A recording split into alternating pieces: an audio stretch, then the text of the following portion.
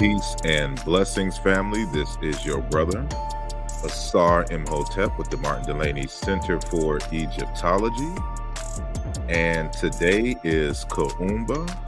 That is Friday, September the 22nd, 2023. And, we have an impromptu show today. And I will be addressing Brother Smash Rockwell's recent video claiming to fact check and debunk Brother asarimhotep's scholarship in regards to this Kemet thing. And I'm doing it in this way because the disrespecting things just has to stop. And we're going to show why I don't respond to a lot of these internet trolls who claim to be debunking things that I say without even reading my text. So we're going to talk about Brother Smashwell's, what I call now the Pootie-Tang scholarship. And we'll get into the details of what Pootie-Tang scholarship is when we return in just a moment.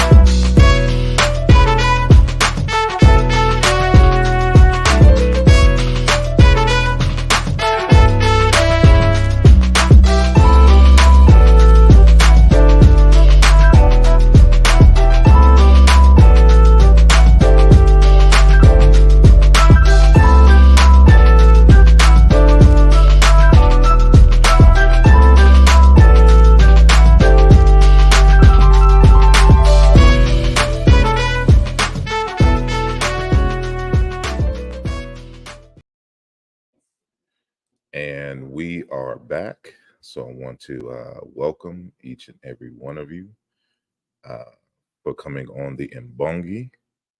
And we're going to have a good time today. So, I normally don't have time for stuff like this. I really don't. I got too much going on. That's why I'm not on the net that much.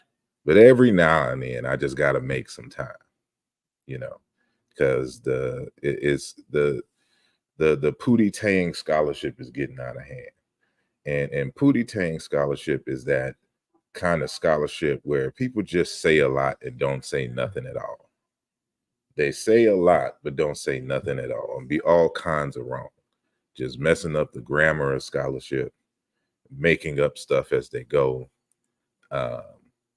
putting words in your mouth, failing to read, failing to comprehend and understand that which they skim over or hear.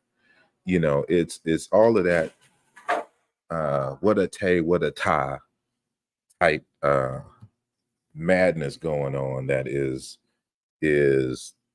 kind of going rampant in these YouTube streets. And so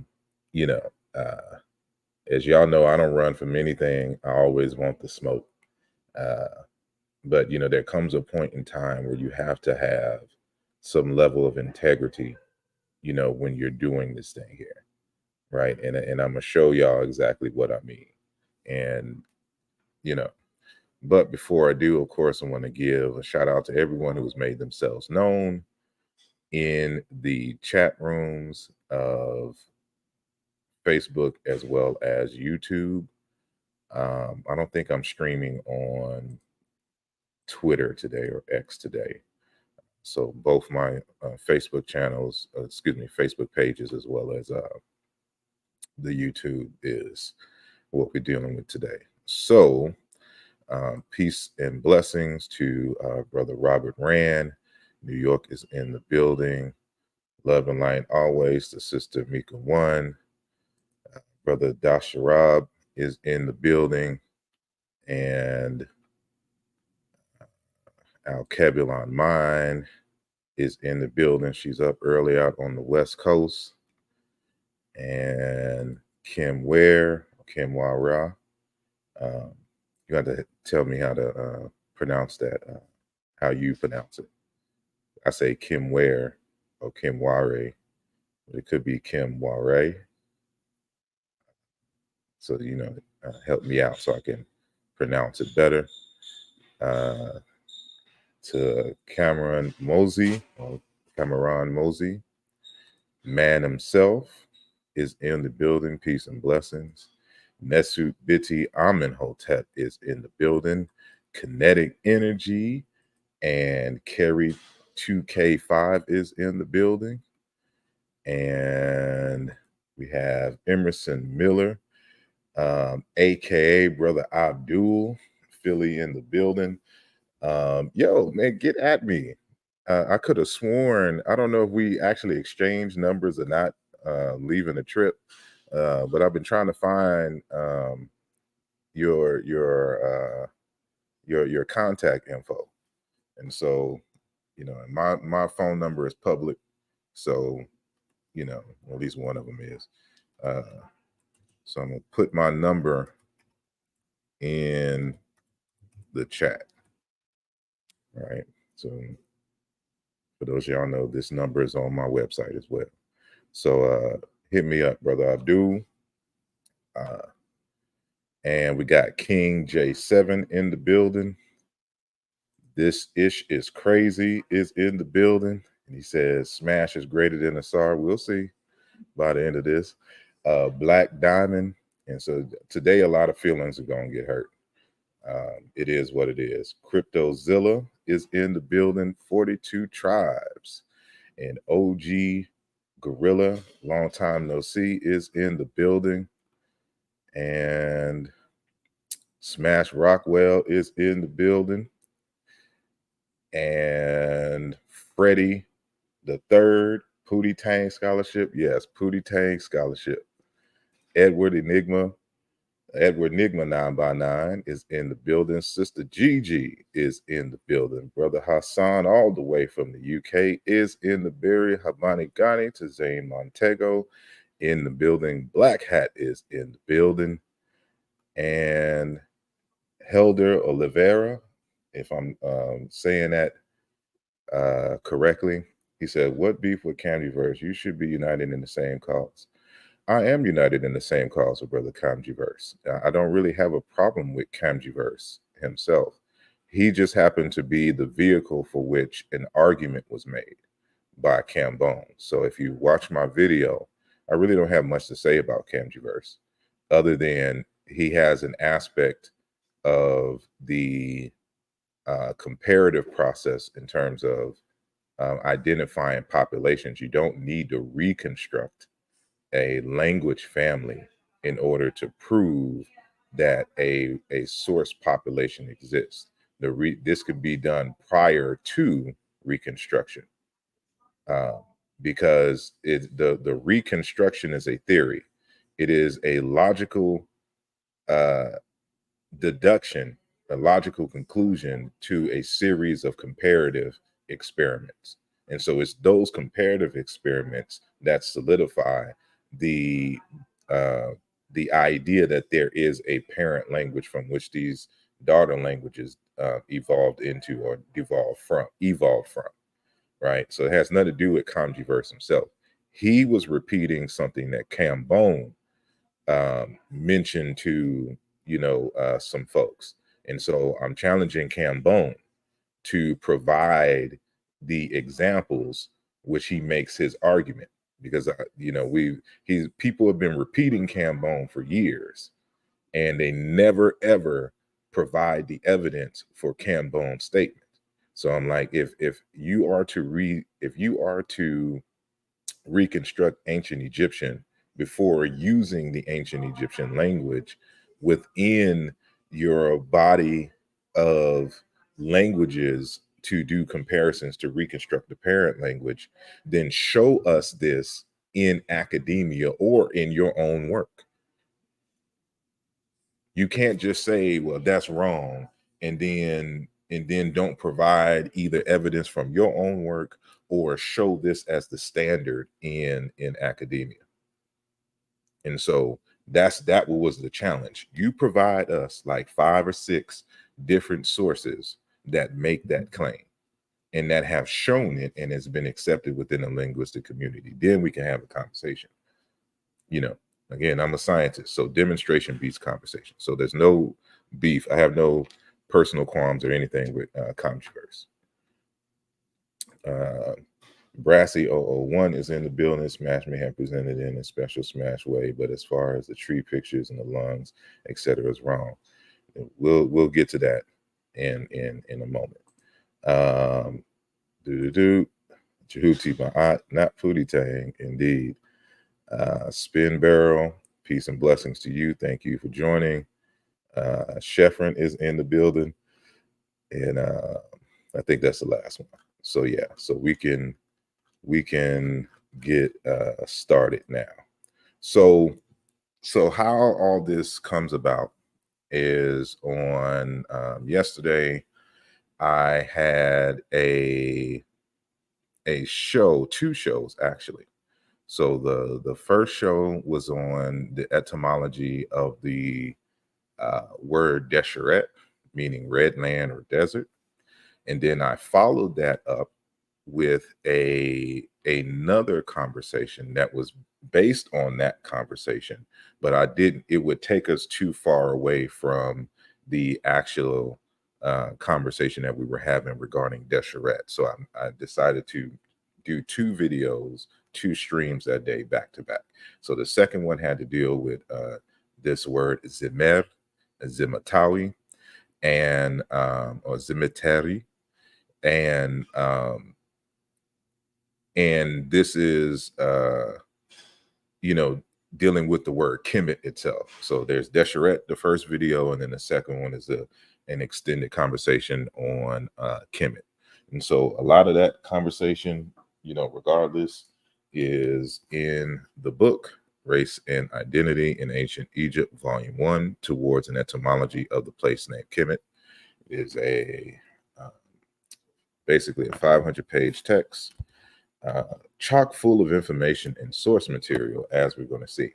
So I am requesting from my audience, for those of you who do have the text already, I'm going to be referring to this, and I'm going to need you at certain times of this discussion, because I know most of y'all may be at work right now, so y'all probably won't be able to participate if you do have the book.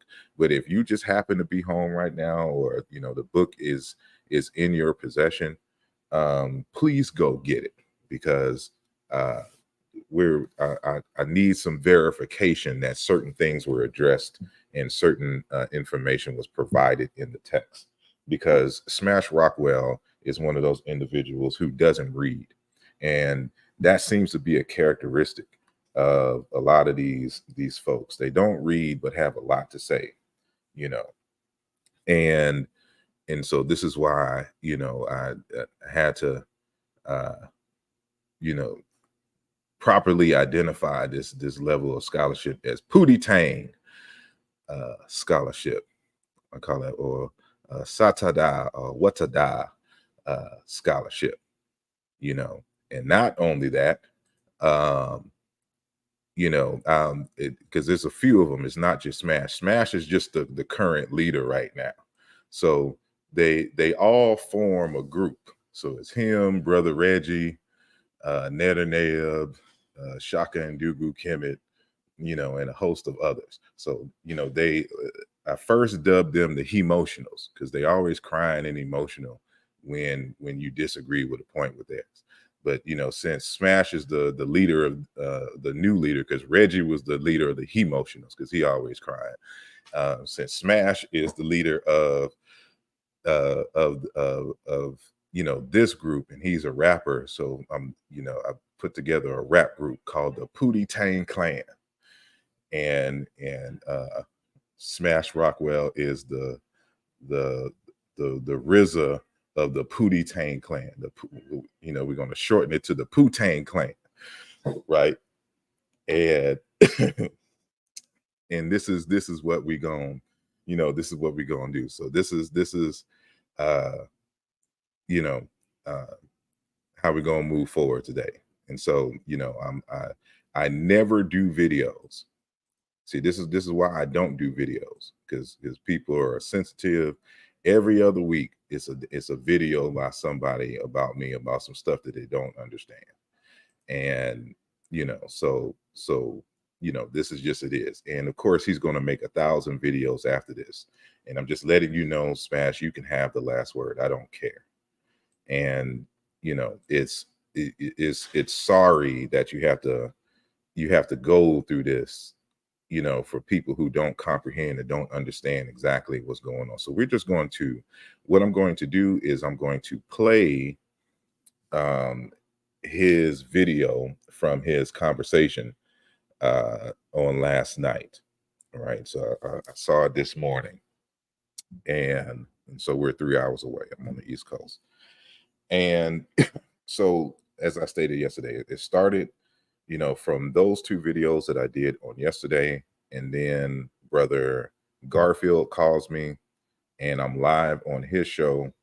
And I don't know what was said in his comment section. I wasn't watching the show. I was actually out and about. And, he asked me on the phone, would I have a conversation or would I have a debate with Smash Rockwell? And I'm like, no, because, he constantly informs the public and he doesn't know certain basic things. And if I'm going to have a debate or discussion in regards to this Kemet thing, it needs to be with an Egyptologist or somebody who is a linguist who studies the Egyptian language. And those are the only people I will entertain when it comes to an actual debate or discussion. Because, if there's an issue in their methodology, I can at least challenge that with the expectation that they should know better, since they are the PhDs in Egyptology and or linguistics. Smash can always default, well, I'm just a rapper. I don't know. I never said, because they always do this when they don't have the right information. I never said I was a scholar. Well, if you're not a scholar, then step aside and let the scholars have the conversation. And so Smash comes later into the program and has his commentary. And then he says, I'm going to do a show later on. And so he does a show, and this is what we're going to listen to. And so parts of the show, I'm just going to be kind of skipping around because I don't know how long this show is. This show is 2 hours and 47 minutes. And we'll be here 6 hours, going through each and every bit of information there. So we're just going to get started. So I'm going to share my screen. I'm going to do entire screen, and I'm going to share system audio so that it says, be careful, screen audio. If you have a guest, they will hear themselves. Got it. Right. So here's the show. This is the title of the show: Black Egypt, fact-checking Asar's claims on Egypt. Right. So how the comparative. I just could simply go. This makes a half U curve. This has a little boot at the back. Reverse the whole entire Egyptology. All of you know that the European scholar says that Kemet means the black land because of the soil.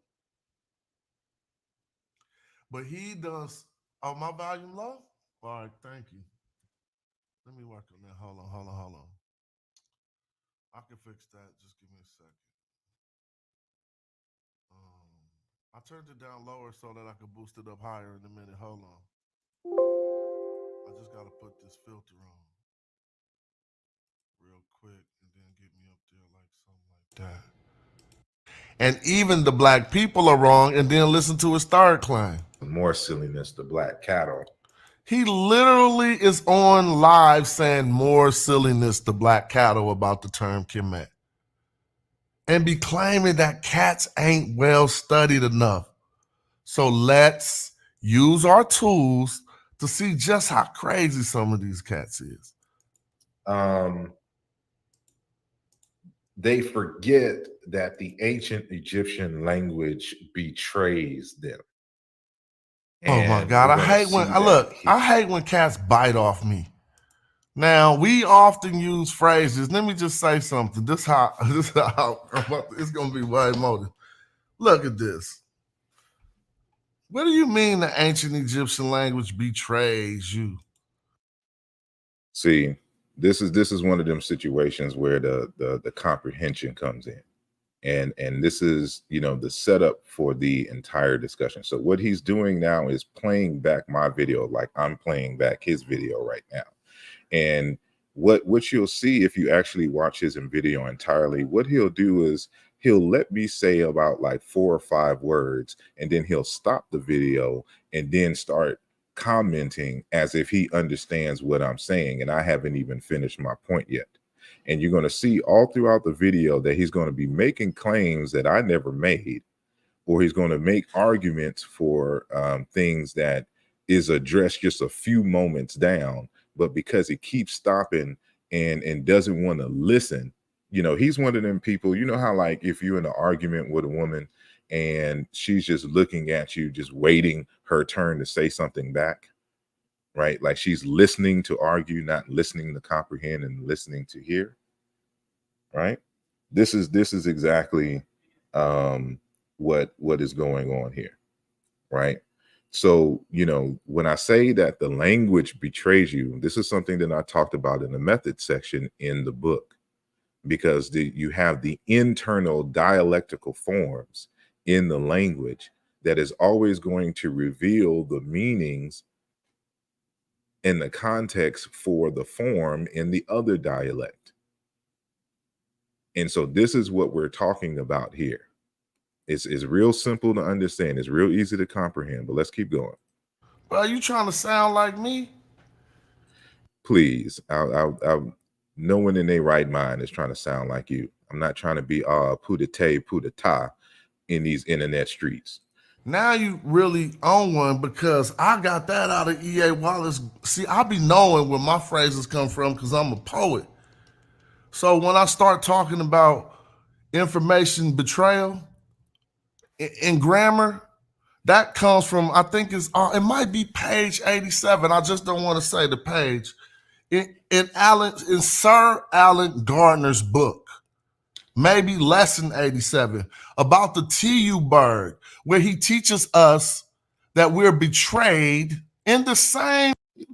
See, this is what I mean here. He act like the word betray emerged from E.A. Wallace Budge and or him. As if no one in a lifetime has said the word betrayed. Like we don't say this in scholarship, right? It's even in the text where I talk about the language betraying them. It's just silly, and this is what I mean by Pootie-Tang scholarship. In the same language that I brought to the community when we was talking about the TU bird. I learned the truth about Kemetiu and all this stuff. Here it go, the truth about Kemetiu. Where it says here, the latent presence of the semivowel is betrayed by the use of the sound signal. He really think E.A. Wallace Budge invented the word betray. This I'm gonna skip to some parts. Circling in the lower left hand corner, you will see this phrase that we colloquially pronounce as Zimatawi, meaning the uniting of the two lands. So that word Zemir means to unite or to tie. And then that ter is the word for. What are you talking about? So he just switched from the real pronunciation to his pronunciation, right? He says the real pronunciation to my pronunciation. So I said the colloquial, the common pronunciation that Egyptology, we call it Egyptology speak, refers to this phrase as and you really can't see it. Maybe if I blow it up like that, is called Zima. Well, I got right in front of. Well, it won't remove because the timeline thing is over. But in the corner there is the phrase Zimir Tawari, or Tawari, right? And so I'm gonna let him finish, and then I'm gonna show him why it's a silly and mute point. Y'all face, and cats ain't nobody even gonna peep this shit. He say Zama Tawe, but then he just go to making the A's and the R's and go Zamir Tear. Because in his new way that he figured out, and I ain't mad at that, because tear meaning the earth actually go through other languages. But you would have to, I mean, I'm pretty sure he got enough patterns to show that it's consistent, and I would probably have to buy the work in order to form my opinion on it. But the way you doing it in presentation, that ain't right. Discussing Alessandra Nibby's. So let's do this, because this is something that we've dealt with 100 times on this damn channel, and I've been showing this work since at least 2009, 2010 in earlier works. So what I'm going to show you right now is a presentation. So I'm part of a group started by Dr. Raketti Amin, on, who's tasked to revitalize the ancient Egyptian language. And so myself, Jean-Claude Mboli, Dr. Obadeli Cambone, Brother Mfadishi, Brother Bonacci, and a host of a few other folks are in this group. And so we've been working since around 2014, 2015, I believe. And so in the conversation, so Dr. Obadeli Cambone and I are on the phonetics. So this is where a lot of these debates come from that y'all aren't privy to out in YouTube land regarding the issues of the ancient Egyptian language.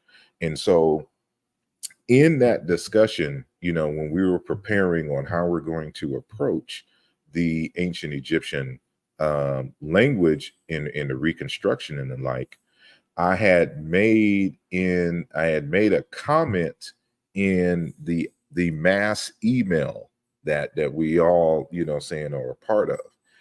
And, regarding the value of the vulture sign, which is when we transliterate it, for our keyboards, we use the capital A. So that's where Smash Rockwell is saying, well, this is pronounced an A. It's not pronounced an A. It's not a vowel sound. It's a consonant. We just transliterate it because we can't write in hieroglyphs on the computer. So that's why you have the manual decodage code to substitute a Latin alphabet or a sign to represent one of the hieroglyphs. So when we represent the hieroglyphs in manual decodage, we use the capital A, from the Latin, the Roman letters, right? And so it comes out as another sign in when we do the transliteration script that you will see in a moment.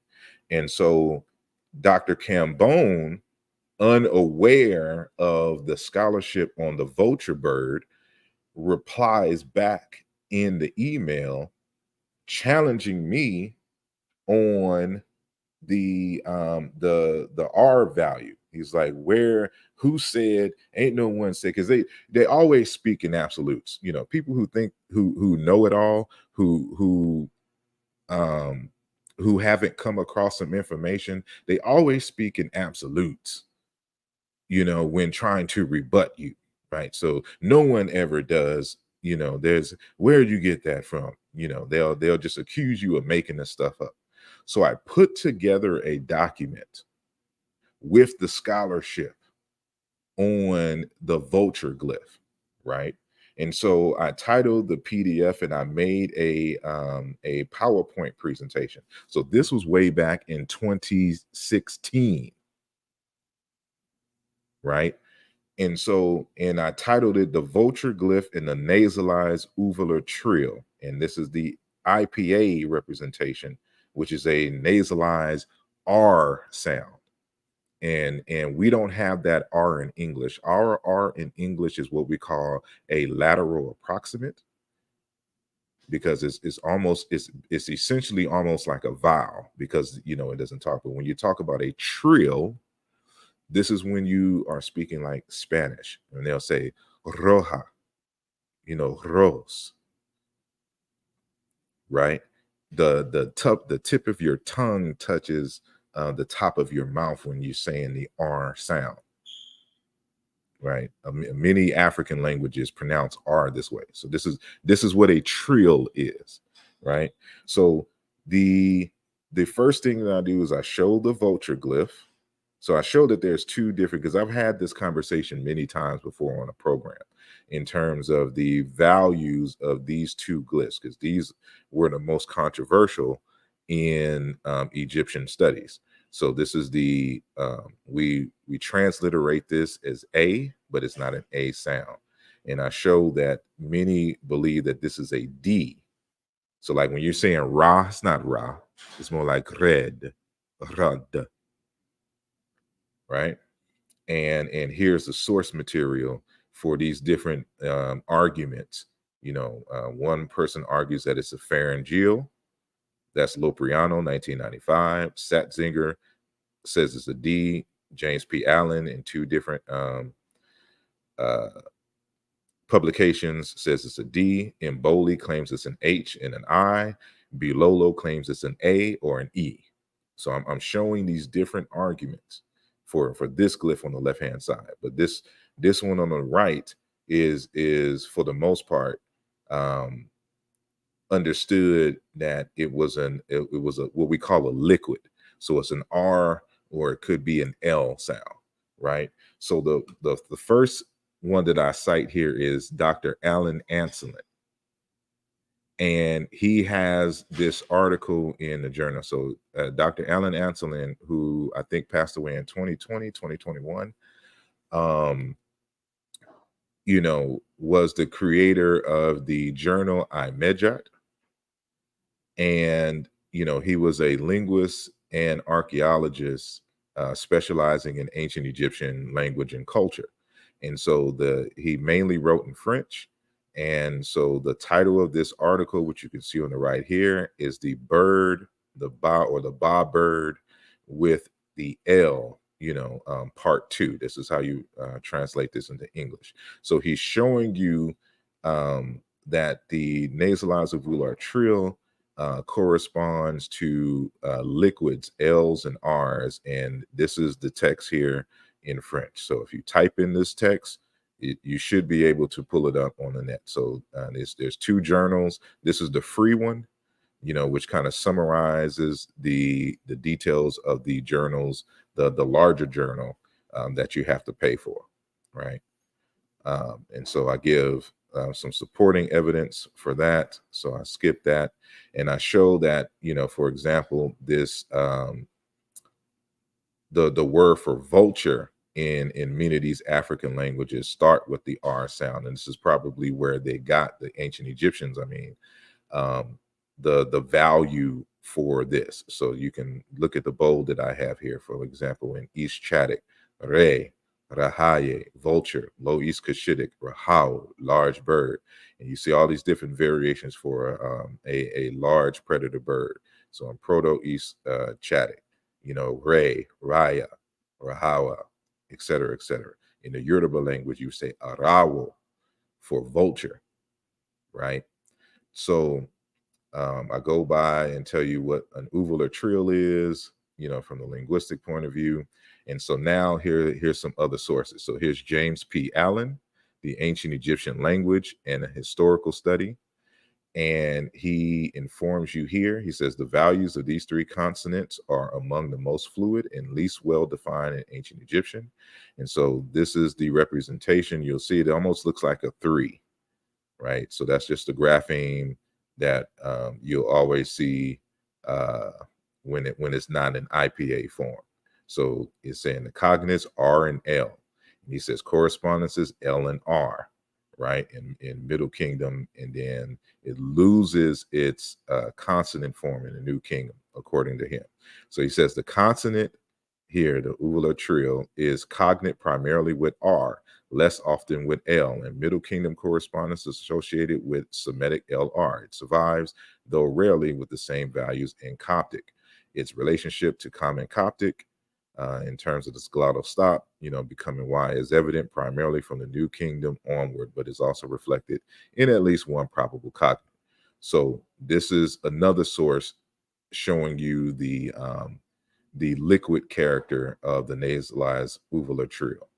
And so we also have this text here. This is Lutz Edzard. It is Polygenesis, Convergence, and Entropy, an alternative model of linguistic evolution applied to Semitic linguistics, 1998. This was his PhD dissertation turned into a book.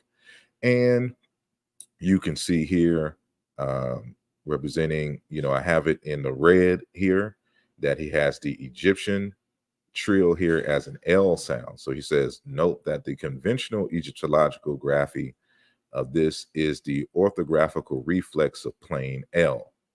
So showing you that this is a consonant, this is not a vowel, right? So now we're going to go to Antonio Lupriano, Ancient Egyptian, a linguistic introduction. And, he has, it's going to be hard for y'all to see right here, but this is on page 31. And so what I did is kind of blew it up on the next page. So he's talking about, Afroasiatic N and R were kept as Egyptian N and R. So this R here is the trill. This is the IPA variant of that sound. So the latter being the phoneme conventionally transcribed as the 3, basically, by Egyptologists, and traditionally taken to be a variety of glottal stop, but in earlier Egyptian, probably an uvular trill, right? So this, and he gives some examples of correspondences everywhere. So here's another source talking about its liquid character. So some will say an L, some will say it's an L and an R, because we're dealing with phonemes, not phones. And in here, he's specifically arguing an uvular trill, right? And he repeats this again on page 33, which you can read here at the bottom for those of you who have Antonio Lupriano's Ancient Egyptian, a linguistic introduction. And I have it highlighted here in the red. So you can see it is vibrant. That means trill in this section here, right? And this is the bottom part. In later phases of earlier Egyptian, the uvular trill, which is the Egyptian air of Afroasiatic R, progressively tends to acquire the realization as a glottal stop, et cetera, et cetera. More linguistic jargon for you here, right? So now I cite Jean-Claude Mboli. And this is important because this is the origin of Cambone even knowing about Jean-Claude Mboli. So when I introduced Jean-Claude Mboli to Obadeli Cambone, it was in this article or in this PDF where I made these citations. And so I showed from his text that he also agrees with all the other Egyptological linguists who argue that the vulture sign represents a trill. And so what Mboli does is adds the nasalization component to the trill because of its ability to interchange with the N as in Nancy sound and glyph for that sound in the Egyptian hieroglyphic script. So this is where, and I show this and I go through and I provide my own proof via Kikongo and Chiluba, right? So that's the nature of the document. So this is where we're getting this from. So is not only based upon my comparative stuff, but this is backed up by other scholars. And this is what I mean is that when you don't read the text, when you just want to just go out there and jump both feet into the deep end, this is how you get debunked on this. So we'll continue. Text and her arguments, she kept bringing up this concept of the. But I ain't even tripping off this. I want to get past it. In the Yoruba language. This is real Sanchezy. It's getting worse. This was kind of look kind of like what's your boy name? Sanchez. Alessandra Nibi's text and her arguments. She kept bringing up this concept of the. But I ain't even tripping off this. I want to get past it. In the Yoruba language, meaning two or twin. And I'm definitely not watching all of this. Right. I don't even want to see this. I want to get to this Kemet stuff that he was talking about. And so what I want to like, and it kind of nope. Look, you think I'm looking at that, bro? You see these little branches. Come on, bro. It's getting real crazy. Kind of remind you of either roots of a tree. Seriously, though, this kind of look kind of like what's your boy name? Sanchez. It ain't getting real Sanchezzy. See, this is one of them situations where like you have to read and in context. And so I didn't say like he's gonna keep repeating these notions and trying to come. I don't even know who Sanchez is, but I'm assuming that Sanchez is one of them. I don't know. He's crazy. He's probably being the Pootie-Tang clan along with Brother Smash for misrepresenting information and scholarship. But this comes from a discussion that I had way back in 2012 on when we were evaluating the Ankh symbol in Umoja Volume 2. Excuse me, Umoja Volume 1. Right. And so even more recently, I had, a conversation, a critical look at the Ankh symbol or the Ankh lexicon and symbology. Right. And so what we're talking about, I'm debunking, people who think that the Ankh is a womb. So you already see this meme on Facebook and all this other kind of stuff, right? And this is Reggie with his, applying English phonemes to and trying to make the word Ankh an acronym. And knowing that the h sound itself is one sound, it isn't two different sounds. So Brother Reggie, along, he's top of the tier in he may be the method man of the Pootie-Tang clan and the stuff that he just be making up.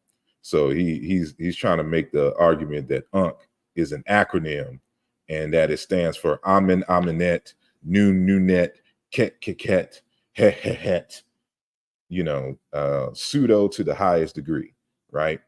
And so in those people who talk about that the Ankh is an electromagnetism thing, E equals MC square, this is more of what's his name, Reggie as well. This is Reggie here in his pseudo, and his sacred black cattle and Kemet is in the same vein as this, right? So I addressed Legacy Allen, who argues that the Ankh is a Masab table, just all kinds of craziness out in these streets, right? And even Dr. what's his name had to address this. I had to address this as well, where he's talking about, Ankh is dealing with empty space and all kinds of. This is Dr. Mario Beatty, right? And so what we deal with here is showing how the first symbol came from a rope, right? And I cite the sources here. For example, Ankh sign, belt and penis sheath, John Baines, 1975. And then we show some other variations which clearly show this as a rope. And then we deal with the rebus principle and how the Ankh, you can still see the rope stuff here, is always put to the nose, dealing with breath, right? And I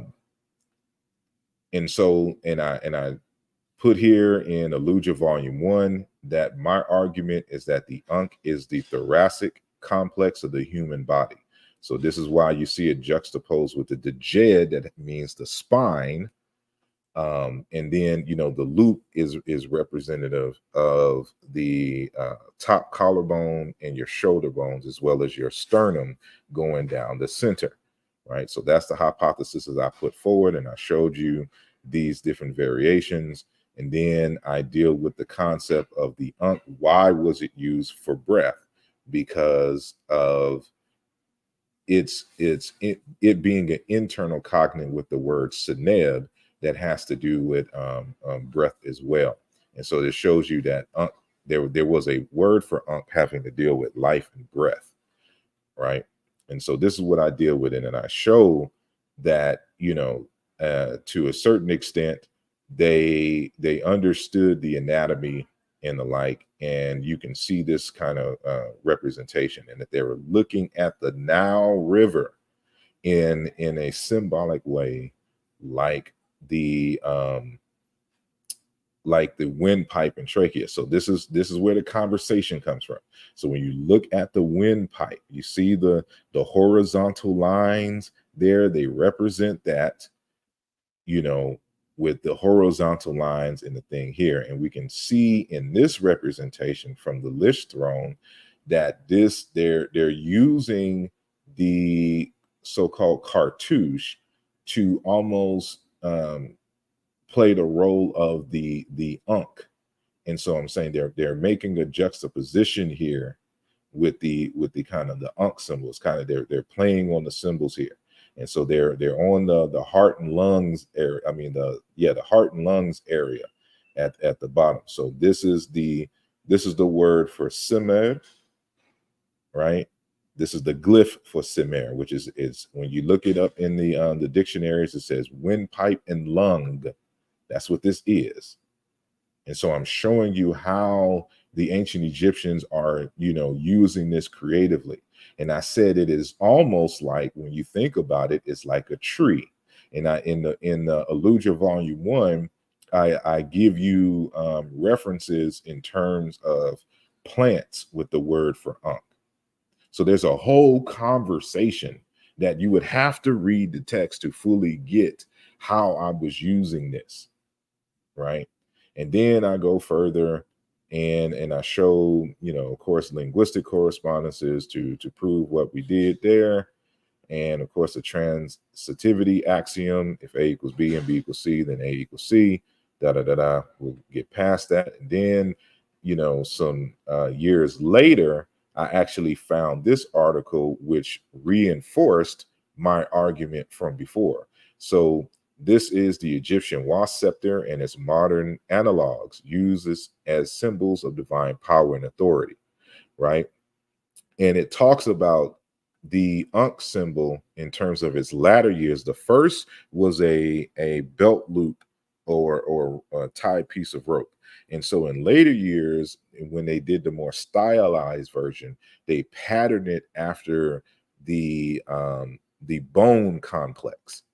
And so when I made my statement, you know, and I showed my evidence and stuff for it here, some years later, I found this article which made the same arguments. Now, the difference between their argument and mine is that I said that the human body was the inspiration for the stylized Ankh.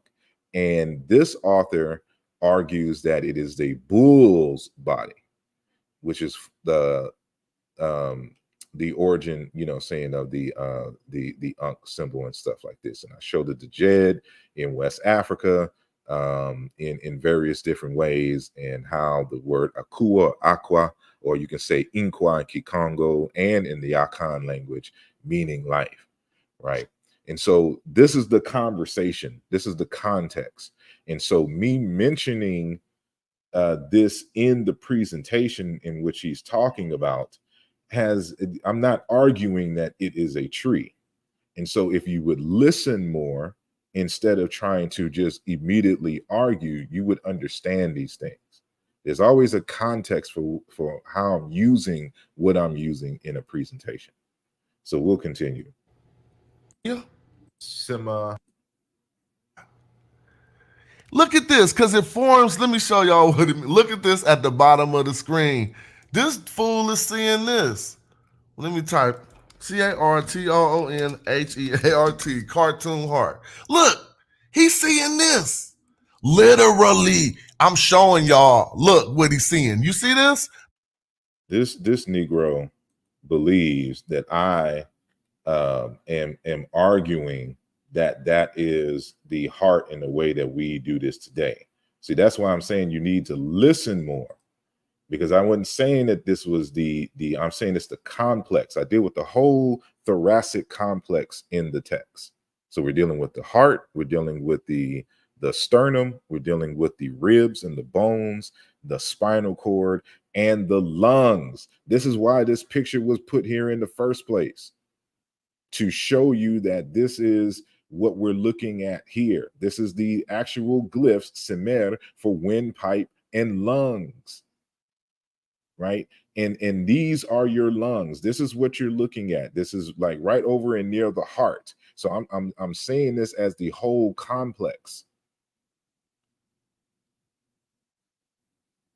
And that when they're using it in this fashion, they're saying this as like, this is the trachea, these are the lungs and heart area, and this is the top loop as well with the shoulder blades, because that's what the unk is. And so you know, I can't go back and forth. It's just childish at this point. Just listen and quit making up stuff and putting words in people's mouth. So let's continue. Let's keep going. The heart. So they're stepping on the heart. What is key calm? And cats are just mumble. It's key calm. Exactly what we're talking. Have no conversation. Shut up. So some linguistics first, because you know we can't have no conversation without some linguistics. So here is some KM roots. I keep asking for this. Now I keep asking for this. And y'all just simply correct me. Go online, use the Egyptological dictionaries, and show me one of them that got Kim that say full. You see, when they do this and look at this, what the hell is key calm? I'm telling you. As much as he be trolling my videos, he should know this already. And it's Chikam, not Kikam. Chikam. Pronounce it correctly. So now it is Chiluba for the word Kemet. So I wonder, because I don't have my other Bilolo, my physical books of Bilolo. So everyone knows that that has you know, rock with me, that I use the word Chikam in the way that Dr. Mubai Binge Bilolo, PhD, used it. He's the one who introduced me to the Chiluba Bantu language. And let me, so, because you know I got ebooks for days. So let me, because this is so basic. Like he's making an argument for nothing, right? So like here's a whole book. and I always this book was published in 2010. Right, this is Dr. Muba Bingi Bilolo. It's the invisibility and immanence of the creator Amen, an example of the vitality of ancient Egyptian or Chikam in the Chiana Intu family. How many times have I said this? If you read the text in Umoja Volume 2, I explain where I get Chiana Intu, right? Which is also the name of the upcoming film. This just means into family. Family into. And Chikam is the word Kemet. Right? Let's do this. This is the book here. It's the whole title of the book. I cite this all the time. Right? It's just you'd be amazed. You'd be amazed at what you can learn when you actually read the people's material. Right? And so it's just all throughout the text. Chikam, Chikam, Chikam. So this is one of my early mentors and teachers, right? He has a whole bunch of books. Like he has this book here, G Shikulu Chiluba Mu Chikam, Chishalelu Shalelu Kapia. I have this book as well. Chikam is in the title. Tulesha Kapia Ne Janga, Mu Chikam, Mishiyachikam, Mu Chino Into. Right? It's all here. So I'm trying to get to an area where you can see more clearly the because this is just how this is our way of saying the Egyptian language, right? Because this is the word Kemet in the Chiluba Bantu language, right? This is just all, and I've been given permission. So hopefully in the near future, I will have this translated into English for you all. I'm working on a book in honor of Dr. Bilolo, and I'm still waiting on the other contributions. And then I got a long process of translating, from the French, because these are mainly French and Congo professors of Egyptology and philosophy, African philosophy, who will be contributing that. It says here, Chikam, the speech, I'm saying, today's China into Chibantu Luntu. This is what he's saying here. Like this is where I get it from. Any and everybody knows this is where I got it from. And I cite it in the text.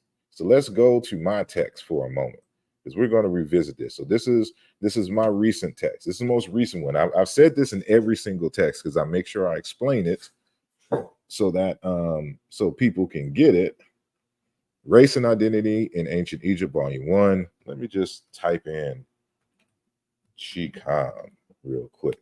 So you see how in this representation here, how I go Kemet, Chikam, right? Because we are a school of thought over here, right? And so, part of that process is, using African languages, African terms for a lot of these, Egyptological terms that doesn't represent the African reality. So we'll have to have a different conversation about that in the near future. So, this should clear it up. You know exactly where it means and where it comes from. So when you see Chikam like this, you know what it means. It's just talking about the ancient Egyptian language, right? So let's go. All this shit is made up.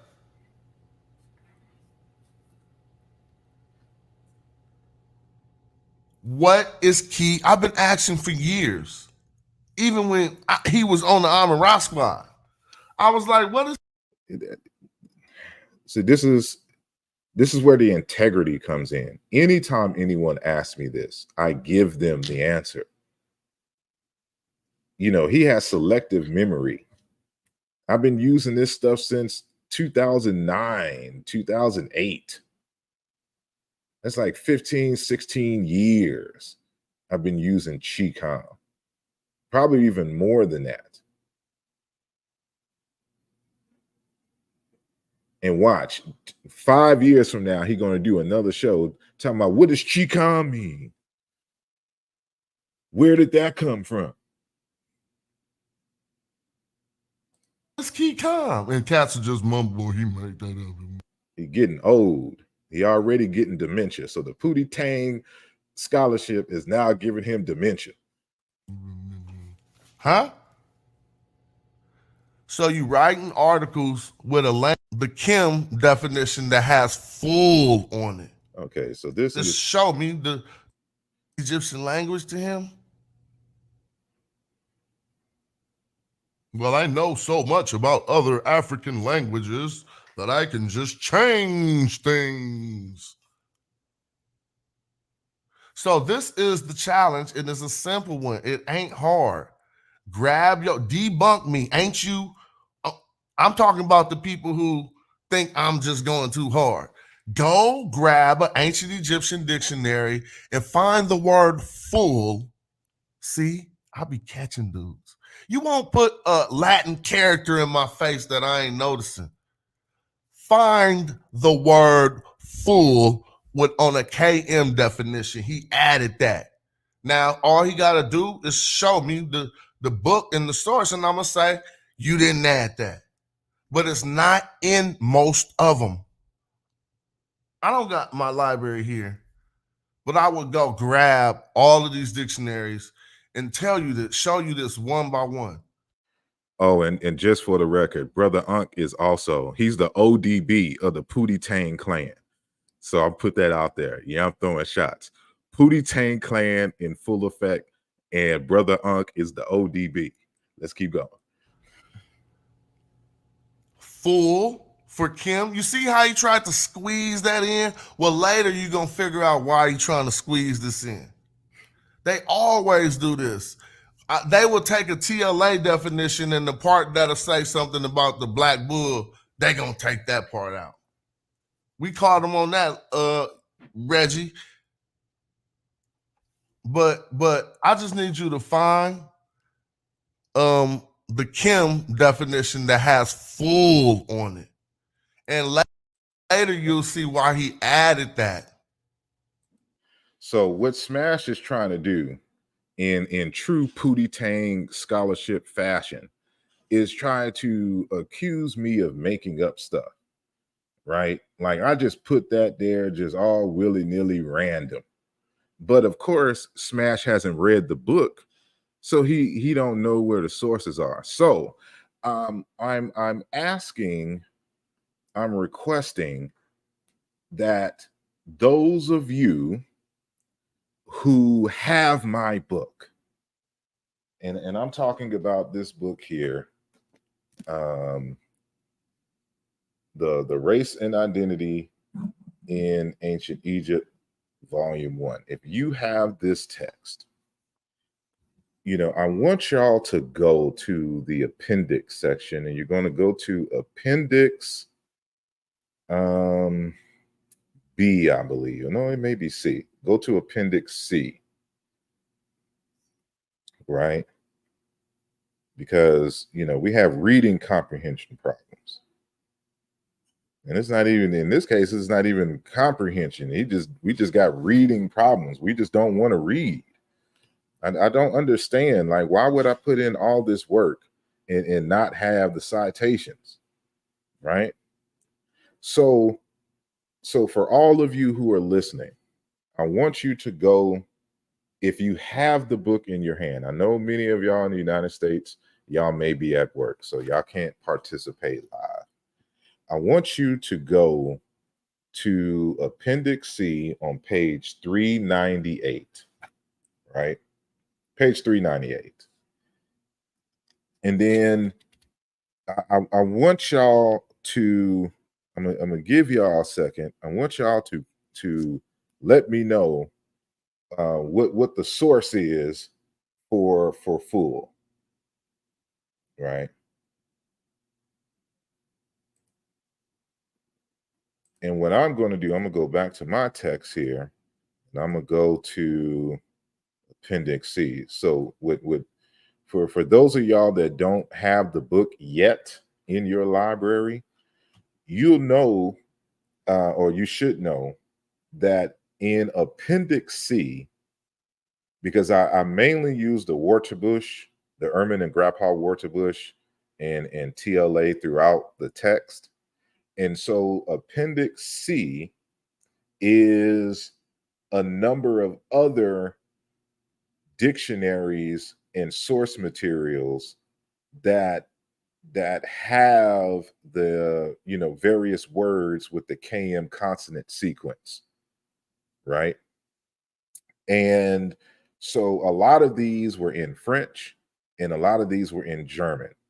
And so I translated them into English, but this is an English text here. So y'all be able to find it, right? And matter of fact, let me see if I can if I have a PDF version of this? Because I have a physical version of this text.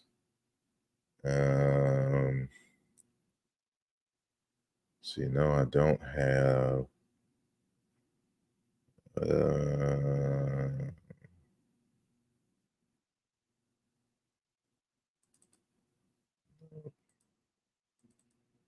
No. Let me see. What do I have? It may be. Of course, this is an impromptu show, so let me see. So we're going to pull that up here. So let's wait. Let's go back because So we're going to go to page 398.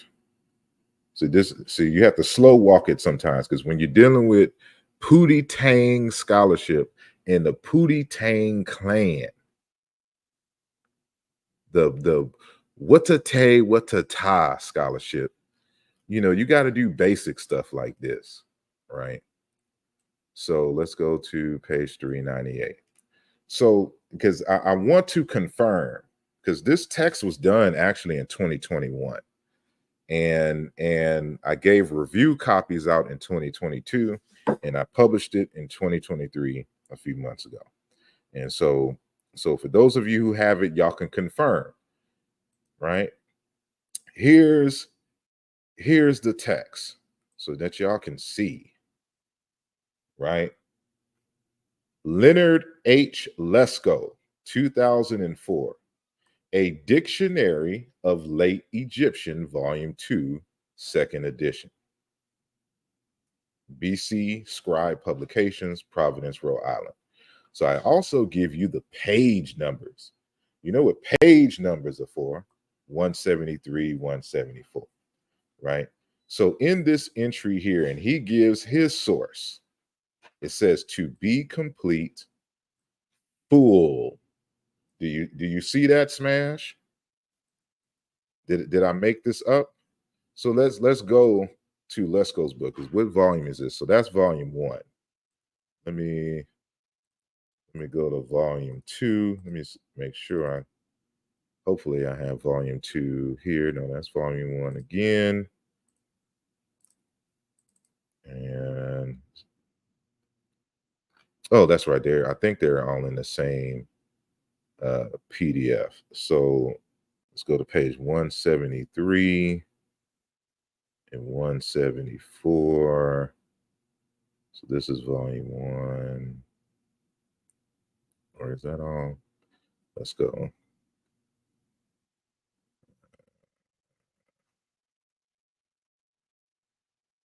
Let's scrap that over there. Let's scroll up some more. Because they swear I don't be having this homework and be all in their feelings.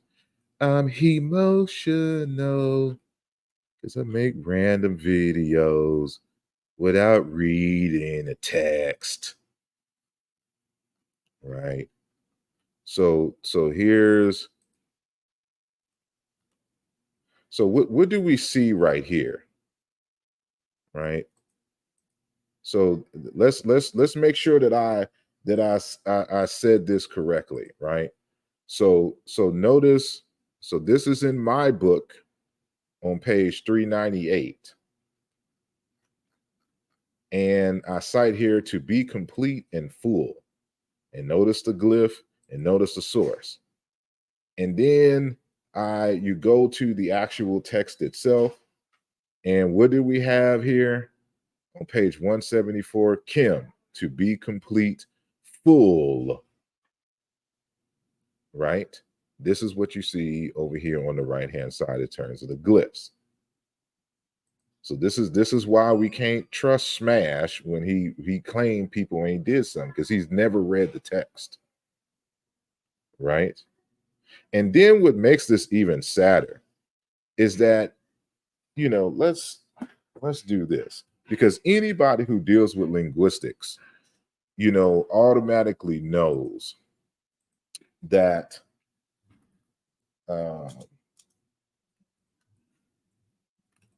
let's go to a thesaurus, right? So when you type in the word complete, what are the synonyms? Everyone knows, who deals with linguistics, the semantic range of the word complete, right? Because he's going to go on and on and on that how do I get full from complete? What do we see right here? This is the word I type in, complete, right? And then what do you see here? Full. Let's do them even better, because you know this is why you can't just randomly do this stuff. There's a lot you have to learn prior to coming to this conversation. So let's go to the etymonline.com, right? Etymonline. And so this is the online etymological dictionary. Let's type in the word fulfill, right? Why did I pick fulfill? You know, because even the word fulfill is going to give you the reverse definition, right? Because when you fulfill something, you have completed something.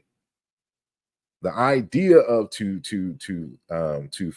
feel and to be full is to be complete, the entire, and the like, right? So when you type in the word fulfill, let me blow this up some more so y'all can see it.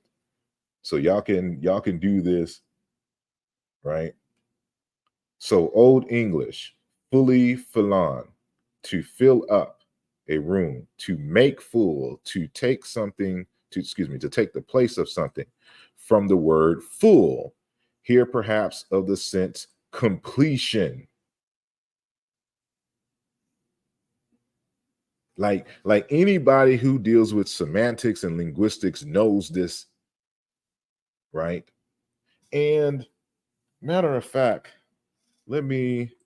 because there's added information and confirmation on this idea of filling, to be full, and the like. All right. So there's, we'll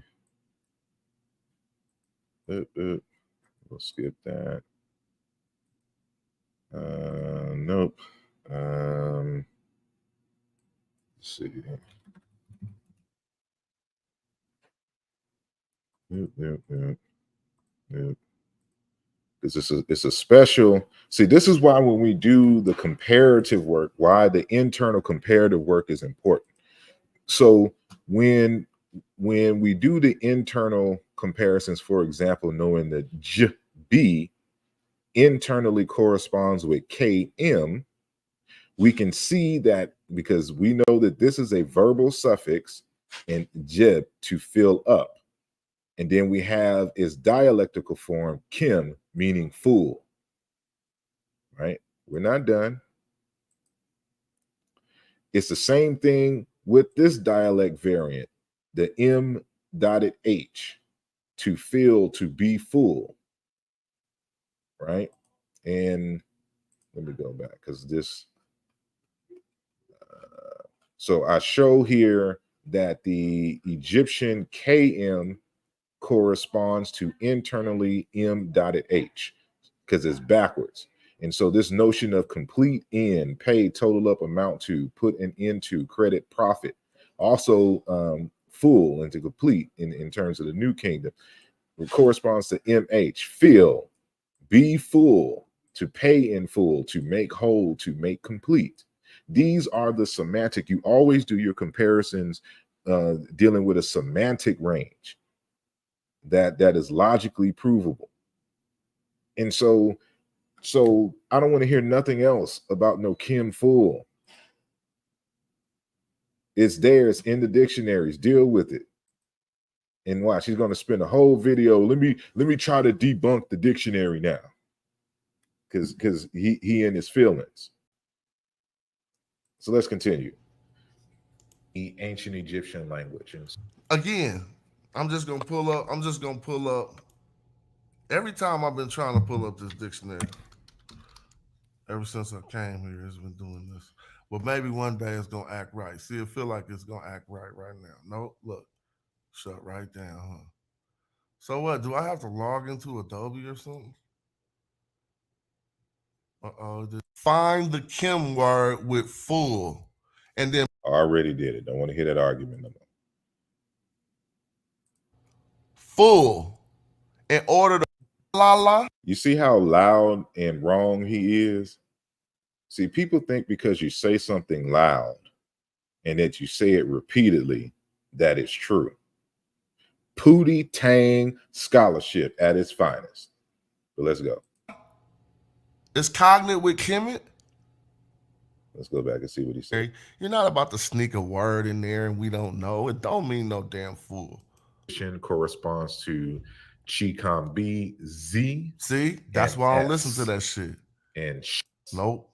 And then to pay the dowry for a wife, and then solid price. Now let's stop. Let's go back. Because this was the same Kim that had full on it, but he left it off here. So that's proving you added it.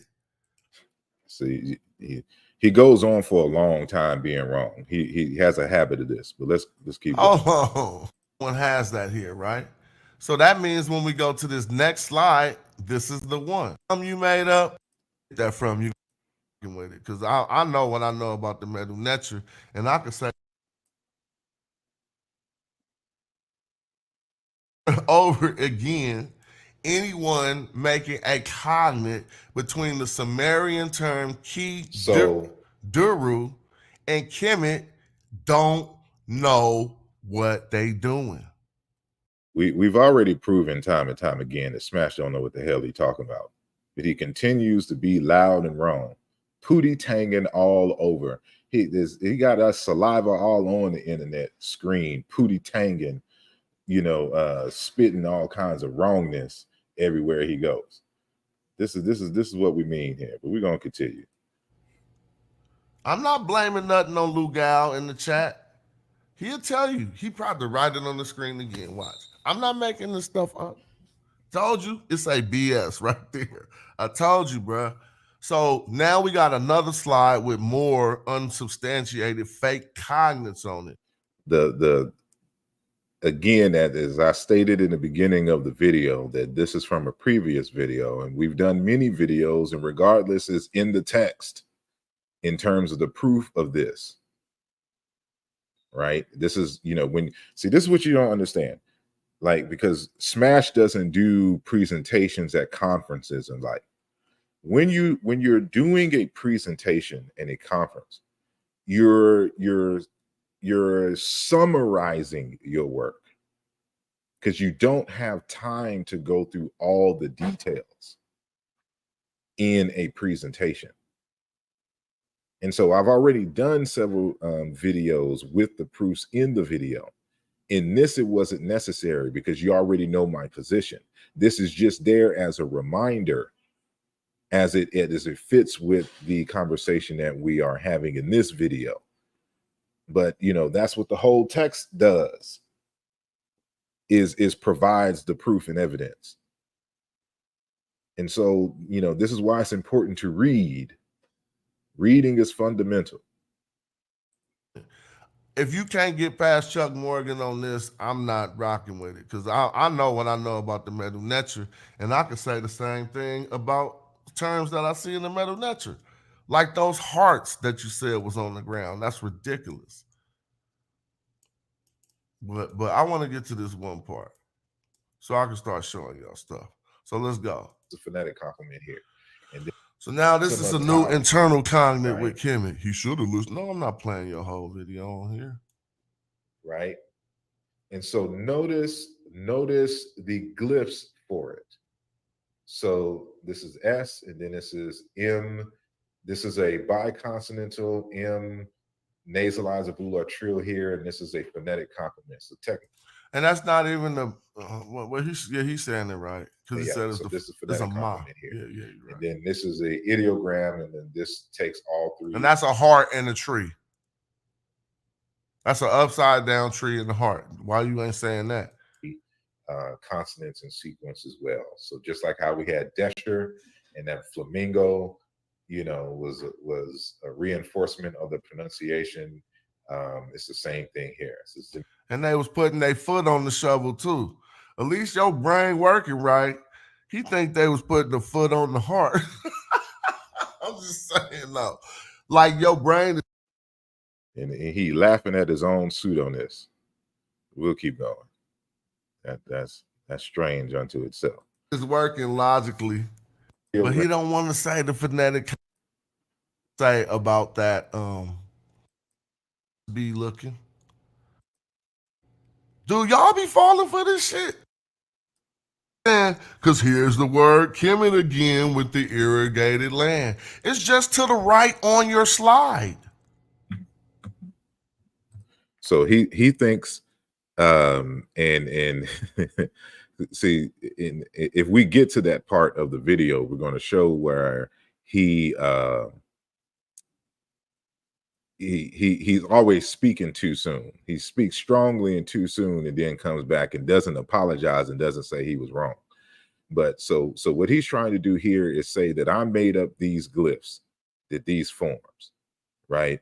Which is strange, because I've always introduced, even with the free paper that you can find online on academia.edu from 2014, I give the source of these glyphs, right?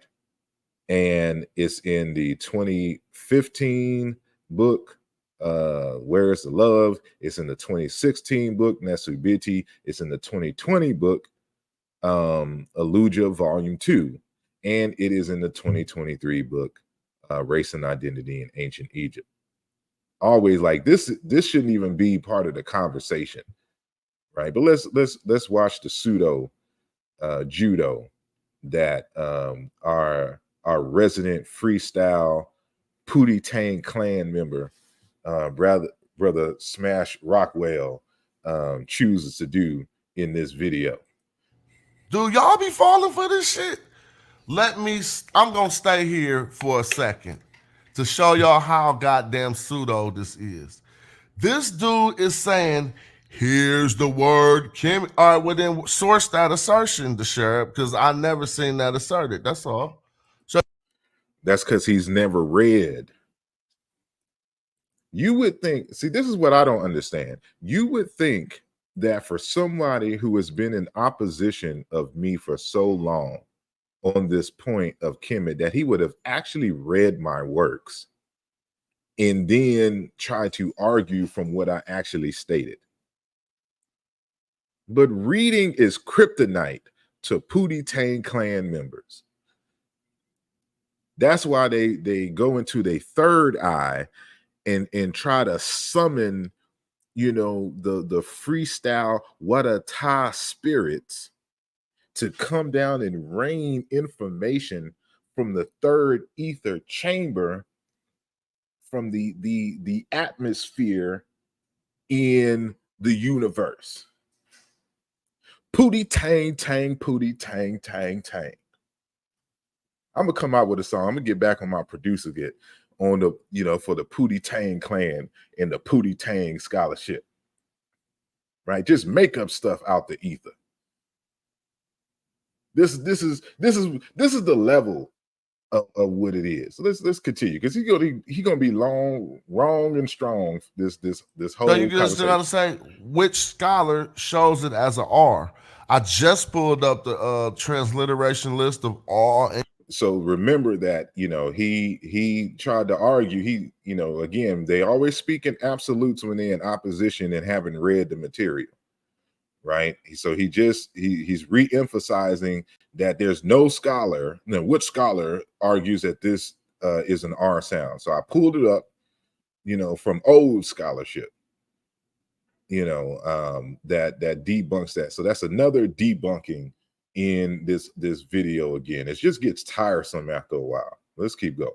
Ancient Egyptian, and no scholar has that as an R. So I mean, So you heard him. He said no scholar. How you know if you haven't read the text? This is why we always have to be quiet when we don't know something, instead of spending all our time on the internet arguing about nothing. I'm not mad. Like I told you, when he brought forth some good stuff on that. When you take ta and you take the A and make it to an R, it says ter, like territory, or like terrestrial, like the ter means land in other languages.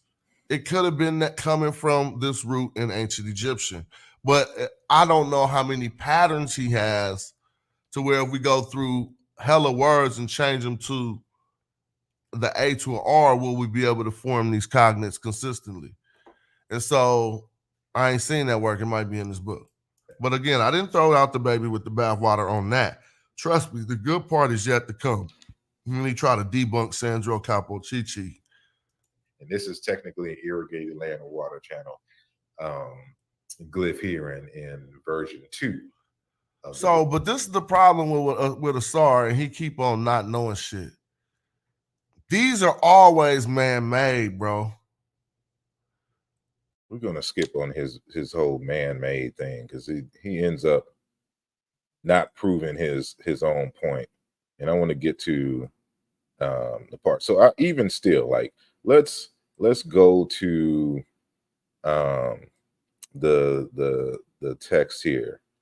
So when you go to chapter 3, let me find it in my physical book first, right? So what page is that in the physical book?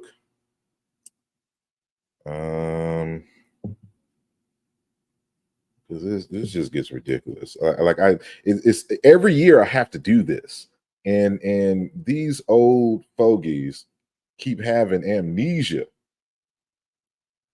and act like this stuff hasn't been addressed and debunked before, and they think because some time has passed that everyone would forget.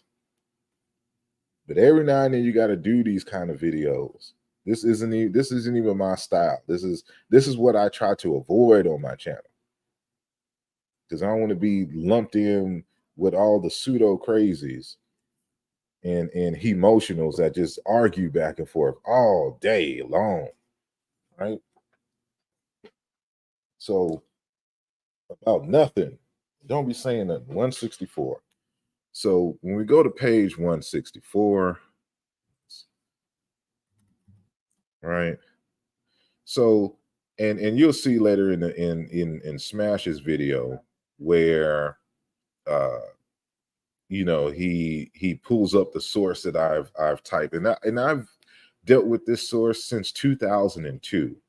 And the reason why I know about this source is because when I first presented my analysis in 2002 at an academic conference, I was given some contact information for a Dr. Harris who lives out in Jersey, and he scanned the article, the chapter from this book on this analysis by Ogden Golay from 1999. Because I always cite my sources.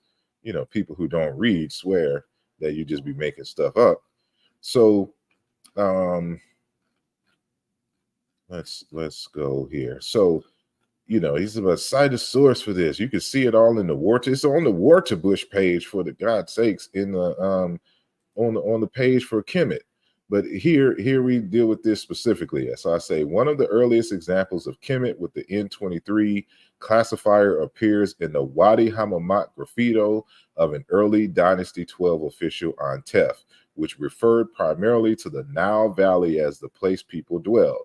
Hammamat 199, Tim Amenemhat the first, and then there's the citation is in the footnotes, and then you see here we get the glyphs, right, for the where you can see the Kim glyph is backwards and with the irrigated land, right? And then I have a whole discussion, you know, on this, and here's the transliteration of the hieroglyphs of that line, and then here's the translation. Then I and the entire force descended to Kemet without there being any retreating of any follower or the death of a great person or a little person. I'm reaching the Kemet safely because of my skill in ascending to this place, right? So this is what all of this essentially translates to. So you can see here, and I cite, you know, where I was first introduced to that reading. This is Gole, right? And so anybody who has any of my books, because I repeat this over and over and over again, would know this, right? It's just ridiculous at this point.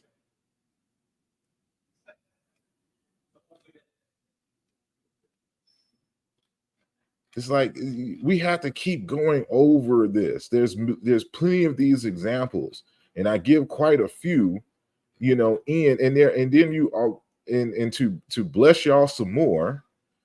There's other examples that I provide, you know, in the Appendix C, where I give, you know, a lot of these Kim and Kemet attestations with the primary sources and the like, and where you can see these different variations in the text. So you even see it here from this source, right? What do you see? The irrigated land. Irrigated land. You even see it with the house in demotic, with another form of land as the determinative, right? There's many different I give you all the variations of the word Kemet in this text, right? And the source material. So we wouldn't have these silly. What's the point of me even writing the book if you're not going to read it? It's just pathetic. It's tiresome. This is why I can't have a discussion with him. He can have the last word. I don't give a damn. He does 10 more videos. It's pathetic at this point. We get into this is some water pouring out. Okay, this is a body. He's still trying to make the argument as if I'm messing it up. He's like, this refers to man-made. And I show in the text as well that, you know, this is used for a variety of reasons. For the reasons for river, for words for river, words for flood in itself, words for canal. Like it serves in abundance, and all that is discussed in the text. So we not. So let's get to some more things here. So this is him coming to the realization that I had a citation for this, right? I ain't even tripping off some Mata. It is. He made the most claims about if ever employed about a new this Kim symbol. stuff. Hold on. How other Egyptian terms. Right so in this book, you're going to find you've heard me mention this. So this is the book, and I have the physical book of this.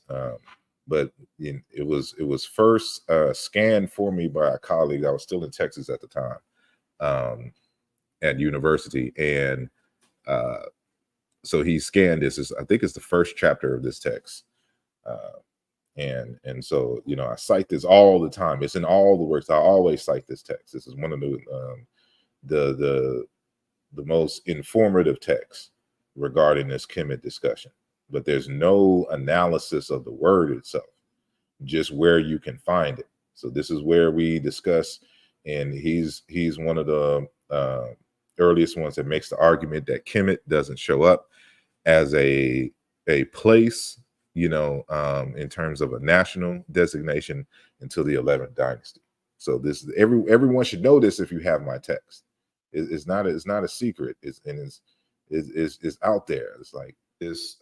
He has since passed, but by the name of Professor Ogden Gole, and he wrote in this text, Kiboru, an article, Kemet and Other Egyptian Terms for Their Land. So let's read what he says about this term Egypt. So he gives you a history of when the word Kemet appears in reference to the state and all that in the 11th dynasty and the like.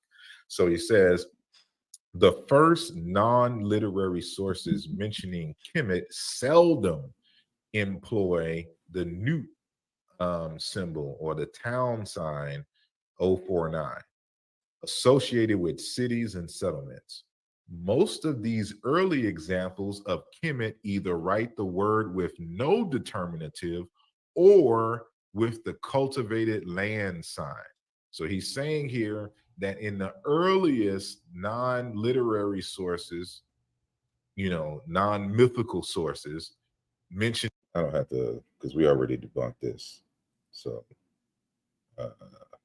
his freaking. So Kim R.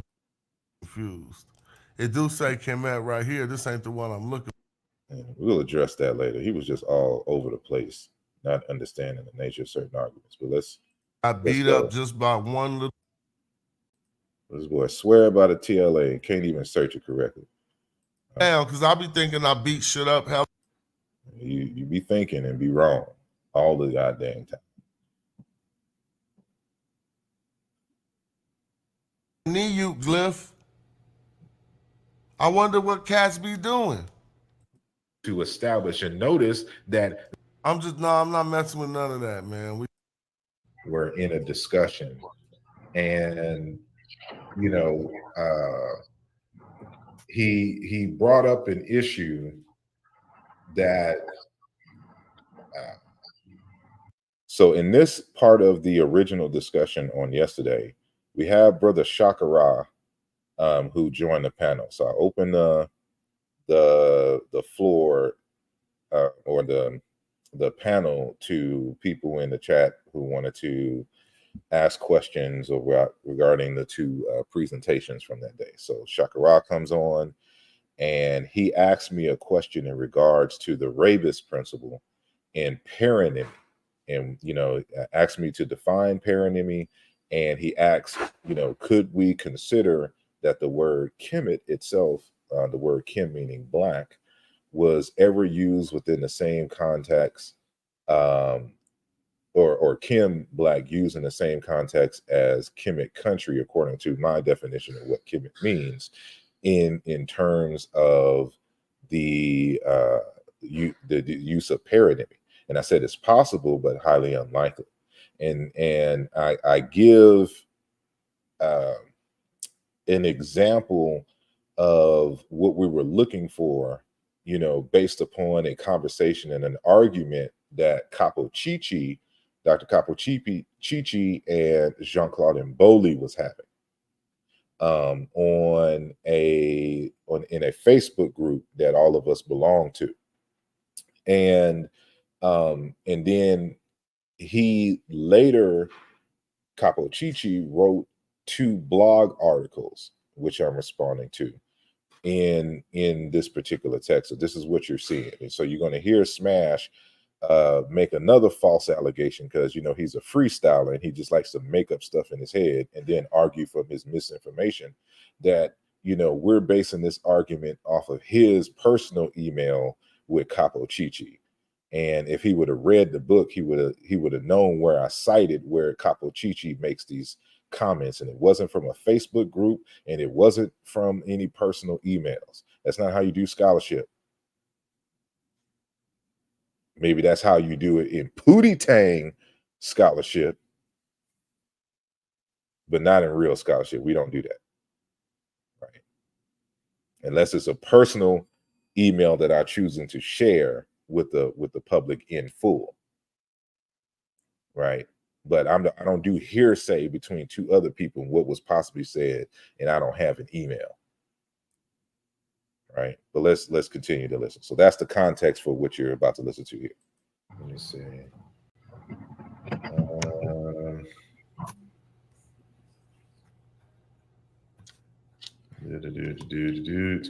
Where is that section?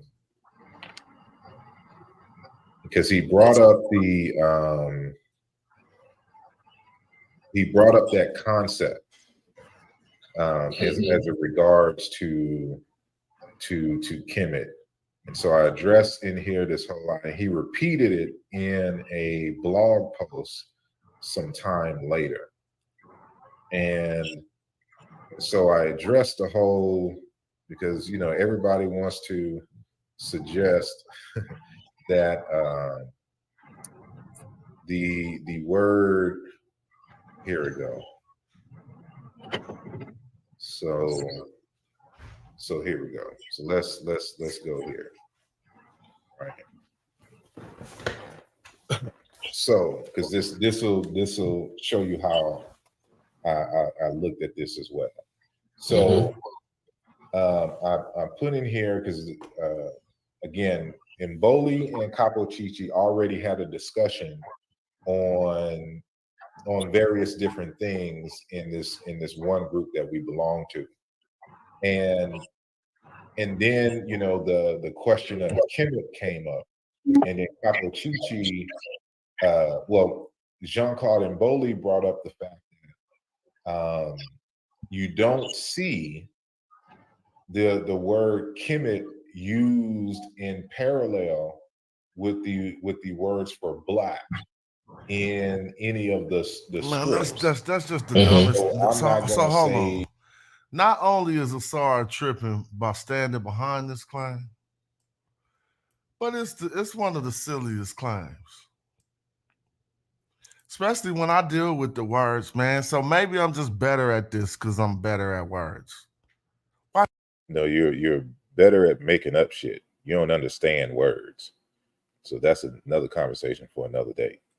That's why it's Pootie-Tang, Pootie-Ta, what a say. Because you don't be saying nothing. Just be loud and wrong. And be doing 3 10-hour shows and wrong. Watch this. That you don't. Like, he really standing on this like this is something. Because, you know, we haven't read all the hundreds of thousands. You haven't. I spend a lot of my time reading. I guarantee you, Smash Rockwell, that you have not read all of ancient Egyptian texts. There's hundreds of thousands of millions of artifacts and papyri and things from over a 3,000 year period. You have not read. I don't care how much you think you've read.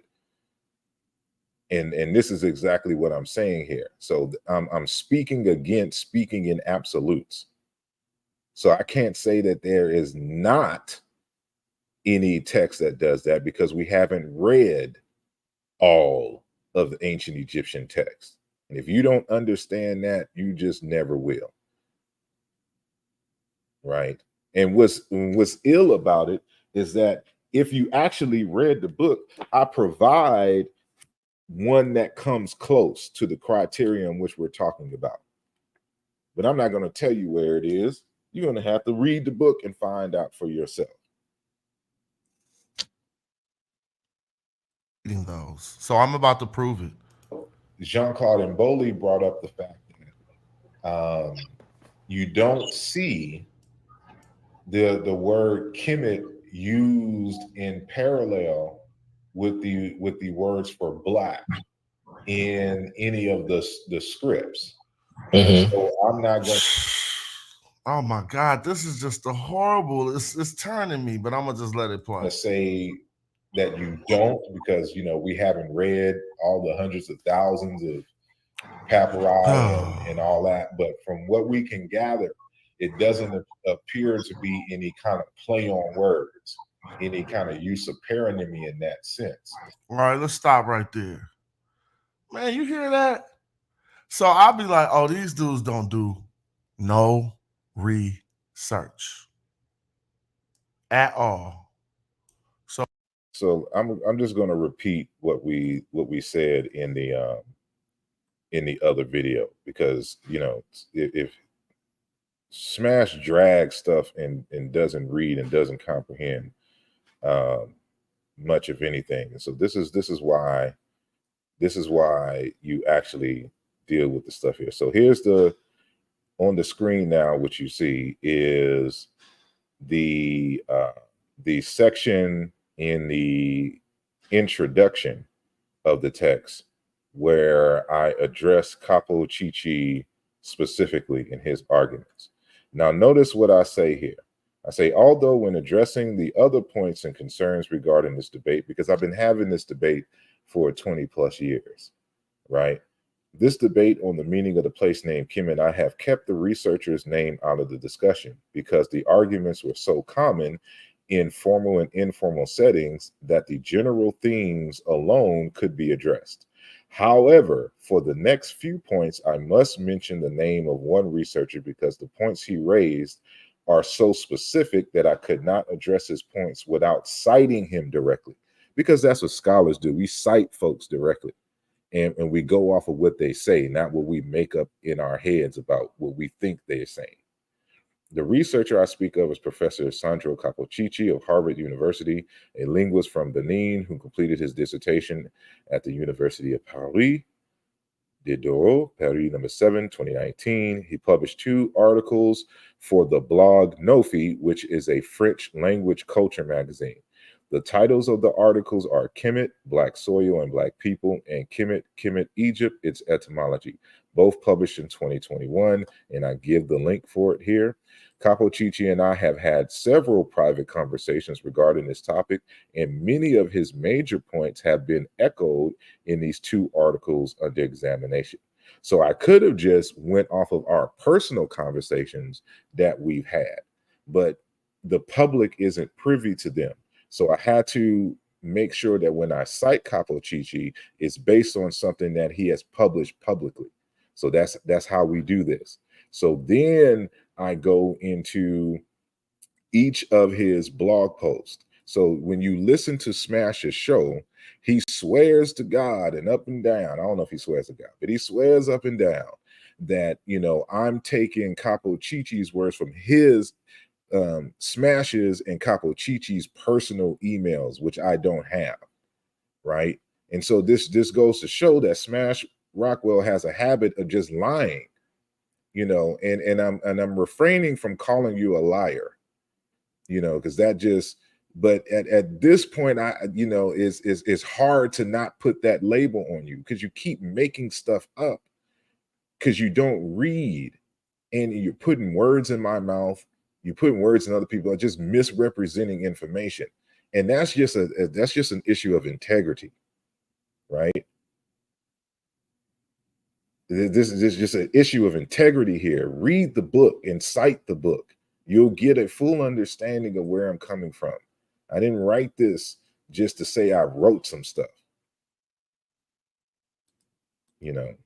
But I guess in your world, in the Pootie-Tang world, that's acceptable.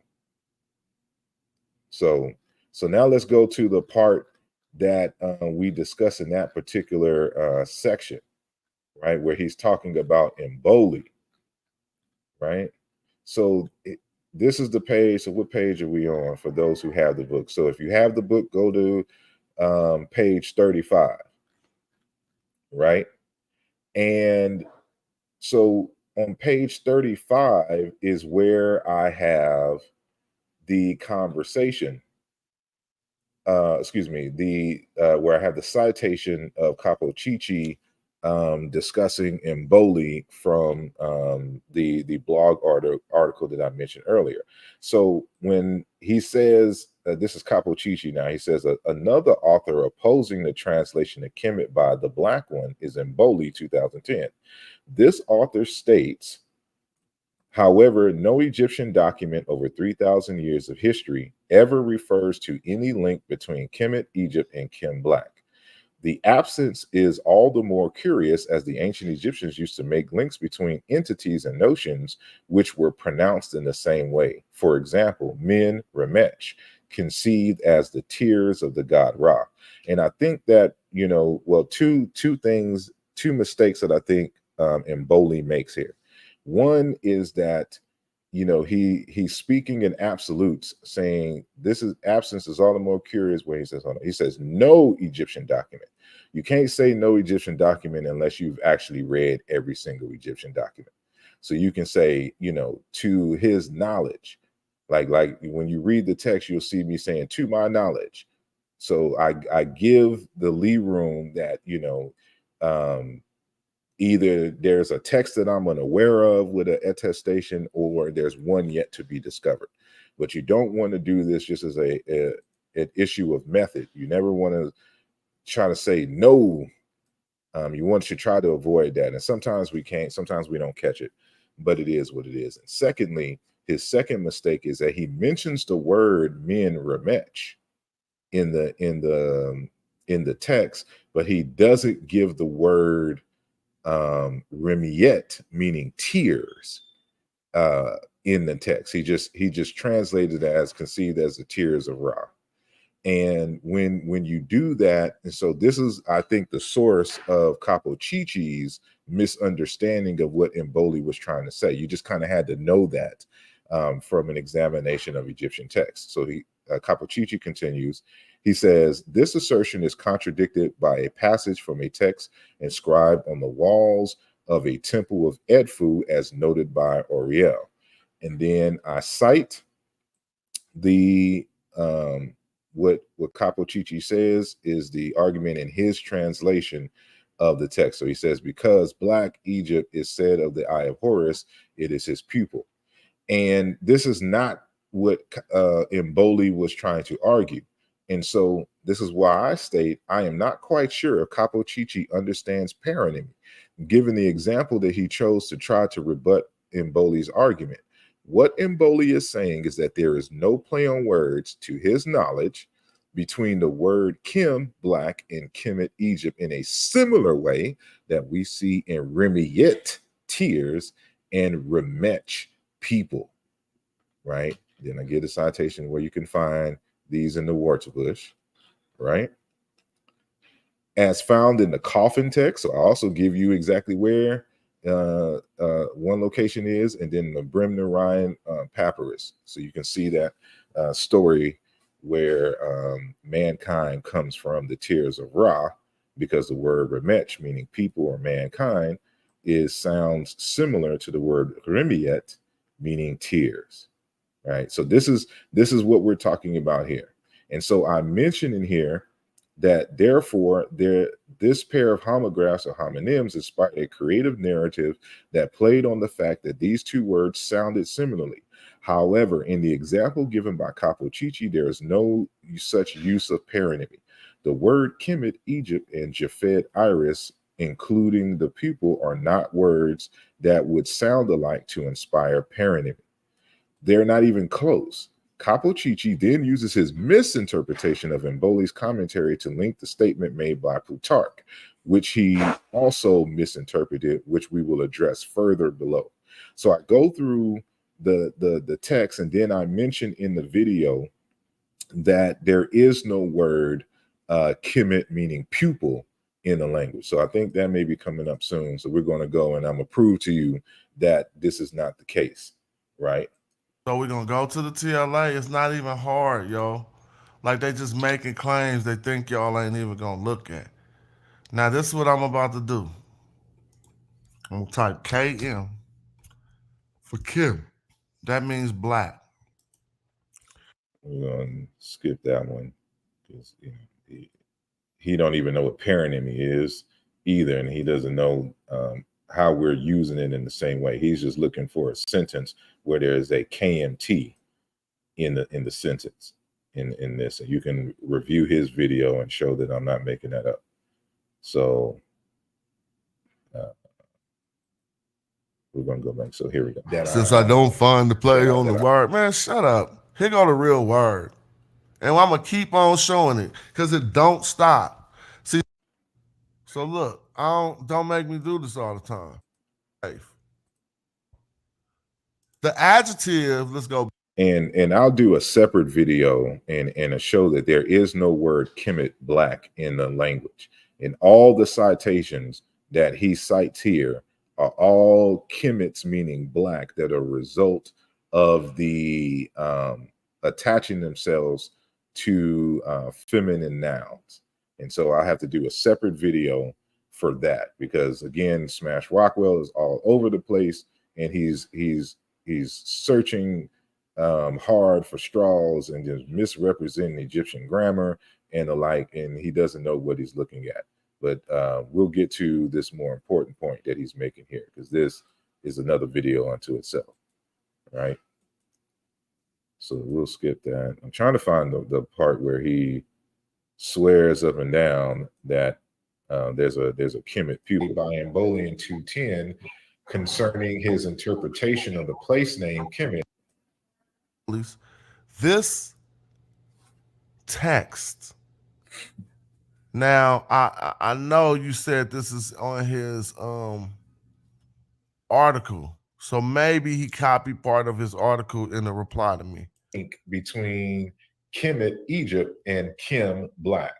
This absence is all the more curious as the ancient Egyptians used to make links between entities and notions which were pronounced in the same way.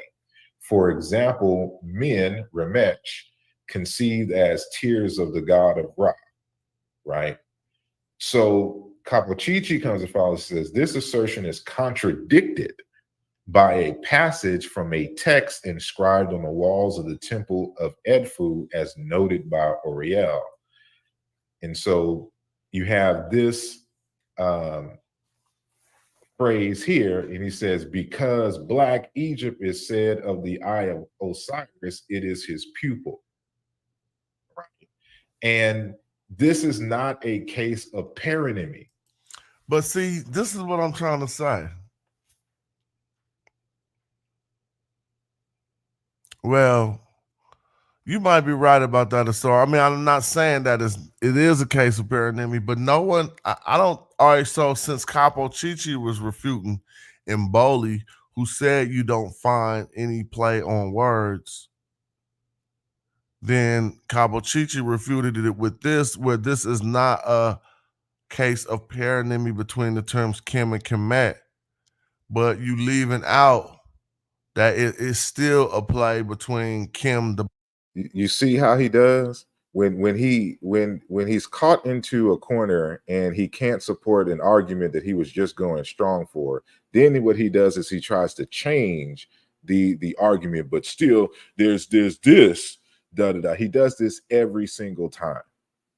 And watch in the 20 rebuttal videos that he's going to do after this video, you're going to see it's going to be a totally different argument. You know, for each argument here, I'm knocking it down, and he's going to come back and swear it's about something else. That's why I say he can have the last word. I don't got time for childish games. Blackness and the pupil of the eye, but we're going to talk about that in a minute because you get credit for what you're saying here. Because if I am not tears, aside from shows us in his text that there is no such word for Kim for the pupil. This dude is horrible, bro. He's getting worse. Hold on, let me back up And just a little say bit. that this entry isn't in any of these dictionaries. But I didn't say that the entry wasn't in a dictionary. I said that the word Kemet pupil was not in the language of ancient Egypt. There's a difference between the actual language and then what people put in their dictionaries. I chose my words carefully. He shows us in his text that there is no such word for Kim for the pupil. This dude is horrible, bro. He's getting worse over the years. Watch this. Watch how easy Smash do this shit, and this is why I don't dialogue with these fools. Watch how confident Smash is, and watch how confidently I'm gonna tear that down, and watch you're gonna have another excuse after this video and try to make another argument that has nothing to do with nothing. Watch. Count it down. Get your popcorn ready. No more. Watch. Listen to the claim one more time. Kemet or Chemia at the time, which is, I believe, is a Bohairic pronunciation of the word Kemet in the Greco-Roman times, was in parallelism in, used for paronymy in the same way for a word Kemet meaning pupil eye, or Kim or Kemet meaning pupil. And I show in the text that there's no such word as Kim or Kemet pupil in the Egyptian language. He shows in the text. I don't even know why these dudes acting like scholars just sitting there letting him talk. Now let me go right here and show y'all some shit. Again, he showed y'all in the text that there ain't no Kim word for pupil. You see, he be doing this limited ass research, y'all, and be just writing 500-page books. And how you write another 500-page book in 6 months? Pootie-Tang scholarship. You ain't doing no research. What does this say? Pupil, literally the black of the eye. Is this Kim or not? Now, this is where he makes his mistake. He clicked this. He sees one at. I'm gonna pause that one because that's a separate argument where he's about to go into now. So let's do this. So let's go into my text. This is my book here, and I'm gonna make this full screen so that y'all can better see this, right? So we can show this. So so I scroll down on my text, and let's see. Because I deal with the ed food text, right? And what was this? Because I split up this conversation into two. So part of it is in chapter 3. So I don't think I dealt with that in chapter 3. I think this is in here now. So I'm dealing with Kemet in the eye. So we're going to get back to this, but I'm trying to find this one citation that I have. So I'm dealing with here's Plutarch, right? And here's the Greek, and here's the translation, right? So I deal with that. So so what do I state here? I say both Capuchichi and Bernardakis believe that the name Kemet, Chemia, is homonymous with an Egyptian name for the eye or pupil. As we will see below, this is erroneous because there doesn't appear to be a word Kemet, pupil, in the Egyptian language. Plutarch is simply stating how the name of Egypt was pronounced at the time in history. The fact that Kemet, Kemi, Demotic, Keme, Coptic is pronounced in Greek, Chemia, indicates that this pronunciation derives from Bohairic, Kemi, right? We'll skip that down. Let me see. So here we go. So here's the meat of the conversation. So I say, this will make more sense when we revisit this citation in chapter 3. There are two important issues here that must be addressed. Firstly, the assumption is that there is a word Kemet, pupil, that survived into Greek times, on which Plutarch, either through word of mouth or reading earlier Egyptian texts, had knowledge of and was used to compare the name of the country. There is modern dictionary support. So this is stupid for Smash to claim that I said that it can't be found in dictionaries, and then to have in my book, there is modern dictionary support for this assumption.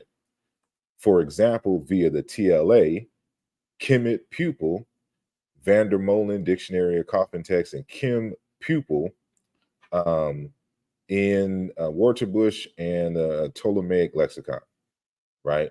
So the word Kemet, pupil, can only be found in the Coffin text of the Old Kingdom. This word did not survive into Middle Egyptian, Demotic, or Coptic, which was the language being spoken at the time of Plutarch. This is because there never was a word kim or kimit, meaning pupil, in the language. So I state here, the online thesaurus Egyptii, meaning the TLA, this is what we show for the TLA, database has the following entry for kimit, pupil, in the German language, van der Molen. The original source is Rami van der Molen's A Hieroglyphic Dictionary in Egyptian Coffin Text. So let's pause real quick. So let's go here. We're going to go to the first TLA. So when I originally wrote this, both the kim and kimit form of the word was found in the TLA. So when I put pupil in the search, only one of them come up in the old one. So this is the kim one, pupil, literally the black of the eye. So when you click on it, and then it'll give you the citation of where you can find this. So we'll come back to this in a moment. But I want you to go to the new TLA. And it's in the new TLA that you'll find that they kept both of them. So maybe I need to search again on the first one, but it's in both there. So you see the word kim, meaning pupil, literally the black of the eye. And then you have kimit, pupil of the eye. So we're going to go with this kimit one first. So let's click on kimit, right? Let me accept the cookies. And let me blow this up some more so y'all can see, right? So this is the entry, kimit, lemma ID 857297, right? So we have here in the Dutch and the German, pupil, or pupil, I don't know how you say it in German, but in English, pupil of the eye, right? So it occurs in two sentences, and let's go down. No, it's further back up. Where is it at? Here we go. So bibliography, Van der Molen, Dictionary of Coffin Text 673. So watch this. So of course I have this dictionary. So when we go to the dictionary, here is the dictionary, a hieroglyphic dictionary of Egyptian coffin texts by Rami van der Molen, right? And what's the page number? They just said this is 673. So let's go to page 673 of Van der Molen's dictionary. So we're going to go down. It's probably going to be like 690. What was it? 697 on the PDF version. So 673. So here you see all the kims. Let me blow it up some more so y'all can see. So this is the pseudo ship that Smash Rockwell and the Pootie-Tang clan is used to, right? So you see the word here. So this is handwritten and maybe hard to read at first glance for y'all that are not used to the old handwritten dictionaries. But so here we go. So let me blow it up just a little bit more so y'all can see. Oh, that's too big, right? So it's the word kimit. Here's the Black Land, Egypt. Kim-wer, Bitter Lakes region. Kim-wer, the nome of Athribis. Kim, complete. And it's giving you these different variations, and these are citations where you can find these forms of the word, right? So, but what do we see here at the bottom? This is the word kimit, page 1. Remember, when we go to the TLA, it says page 673, right? This is page 673. So we are on page 673 so that y'all can see this right now, right? So here is the word kimit, and it says complete eye. So hold on. When you go into the TLA, it defines it as pupil of the eye. But and it gives you the source, Van der Molen, Dictionary Coffin Text, page 673. But when you go to the actual text, kimit, complete eye. Right? So How does the TLA see? This is why we always go to the source, even if the TLA cites it. I don't stop at the TLA because I've done this several times with the TLA. The TLA will cite something and misrepresent a source. So you always have to go to the actual source to see if this is exactly what they say. So they say complete I because the Kim from this is the word complete. The Kim complete and complete I. So let's go back to my text real quick so you can see the discussion. So this is what I say in the text. So the original source is Rami van der Molen's A Hieroglyphic Dictionary of Egyptian Coffin Texts, where the TLA entry is Kemet, pupil, is actually rendered as Kemet, complete eye, in van der Molen's text. A facsimile of the hieroglyphs of the coffin text is found in Adrian de Buck's The Egyptian Coffin Text, Volume 6, text of spells 472, 786. In spell 676. That's the actual spell that you find this variant of the word. And for those who, because this is when you get Adrian de Buck's text, is all meta nature. There's no commentary or nothing. It's just the text. So if you don't read the meta nature, I gave you another source. So it's an English translation can be found in Raymond O. Faulkner's The Ancient Egyptian Coffin Text, Volume 2, spells 355, 787. On page 244, you can find spell 677. And what does Raymond Faulkner, how does he define the word? He says, ends, that means the pharaoh's eye is in his face. His complete eye is in impotency. Kemet F.M. Karer. He was judged yesterday, and his power is in the tribunal. In is complete, having fared over because of the guidance of Newt. He speaks, but is unseen, to have power in the sky and in the realm of the dead. Why? And I say here, why the TLA translated Kemet as pupil is unclear, especially given other examples throughout the coffin text where another word is used instead of Kemet with a similar meaning. Therefore, Mehet, full eye, right? And then I go into this and I give you the citations and show how the full eye and the filling eye and all of that. And then I go on the next page, I say, when going through the primaries, there doesn't appear to be a word Kemet meaning pupil in the language. Consequently, we do not see a similar form in Coptic for the word pupil. And I give all the Coptic variants of the word for pupil, and there is no Kim or Kime. And so remember that Coptic was the language that was being spoken of in during Greco-Roman times. So when Plutarch would have heard the Egyptians speaking on this, they would have been hearing Coptic. There is no Kim or Kemet Coptic meaning pupil at this time. So Plutarch either, had to read some old ancient Egyptian texts to come to that conclusion. He couldn't have got it from the time period, right? And so this is what I mean, that we often have to triple check the sources. The TLA makes all kinds of mistakes, and if you are just a pseudo researcher like our good brother Smash, leader of the Pootie-Tang clan,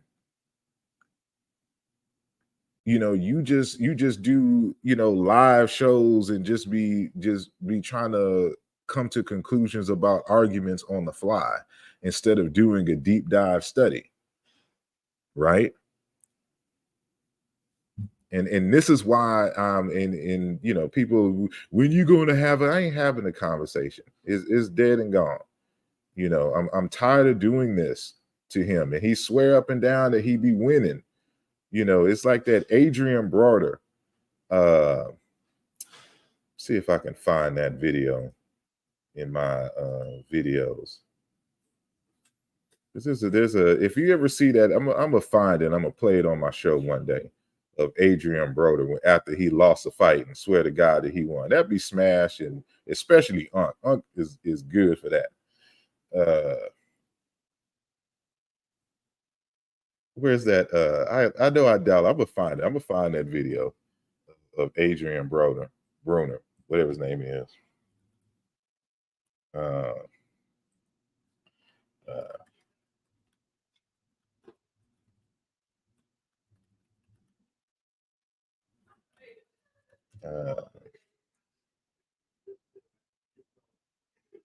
You see, was this it? Hey man, fuck all that. Fuck all that. Man, let me see the mic.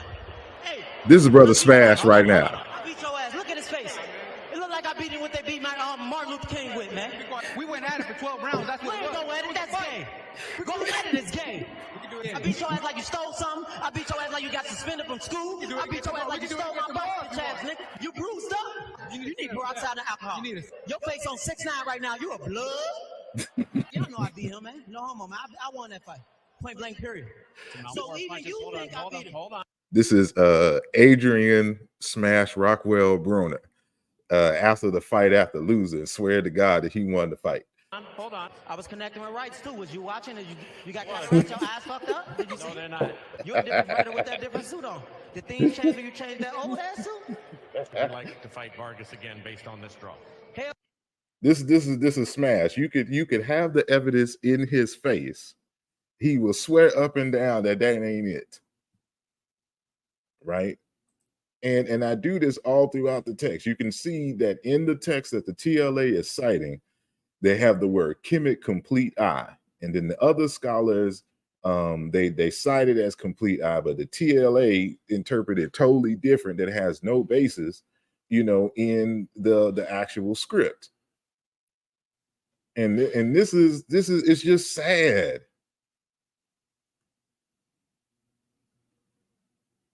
So we're gonna just continue because it continues. It just gets worse and worse.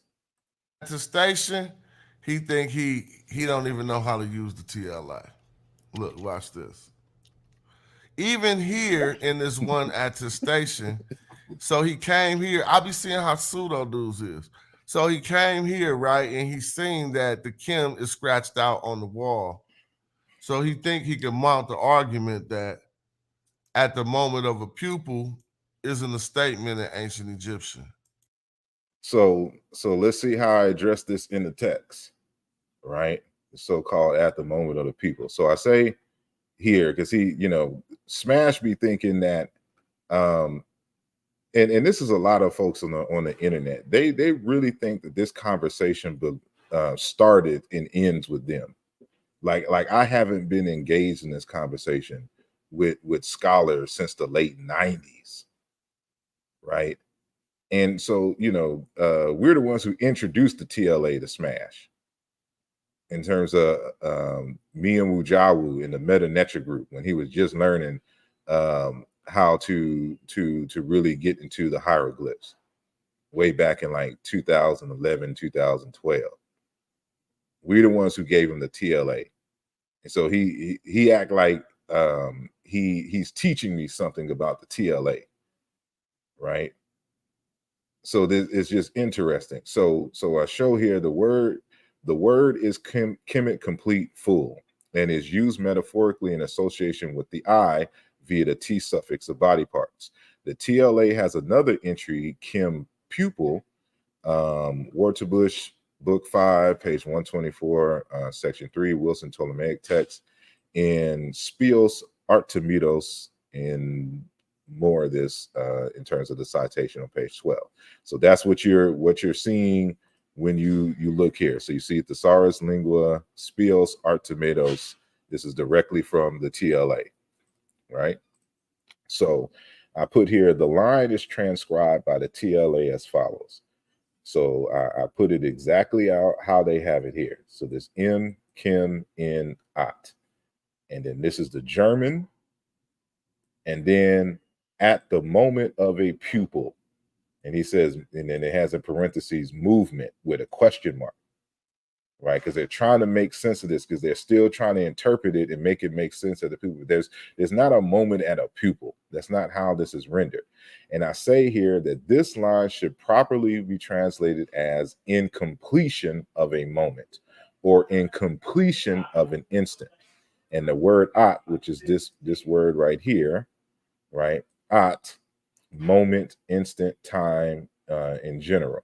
Compare this to the phrase im kim in winwoot, within an hour. And footnote 51, we go to footnote 51. See Ashraf Alexandre Sadak and Yvonne Boni, Dictionnaire Hieroglyphes François, Editions Le Monde, Cop France, right? Pages 506 to 507. So you can see my source material, right? So they interpret it correctly as, within an hour. This would not make sense being translated as within a pupil. The phrase im kim in at is saying within an instant. This is confirmed via the Waterbush entry, because there's another section in the book where you find this. It says im kim in at. And here's the Waterbush. This is in book 1.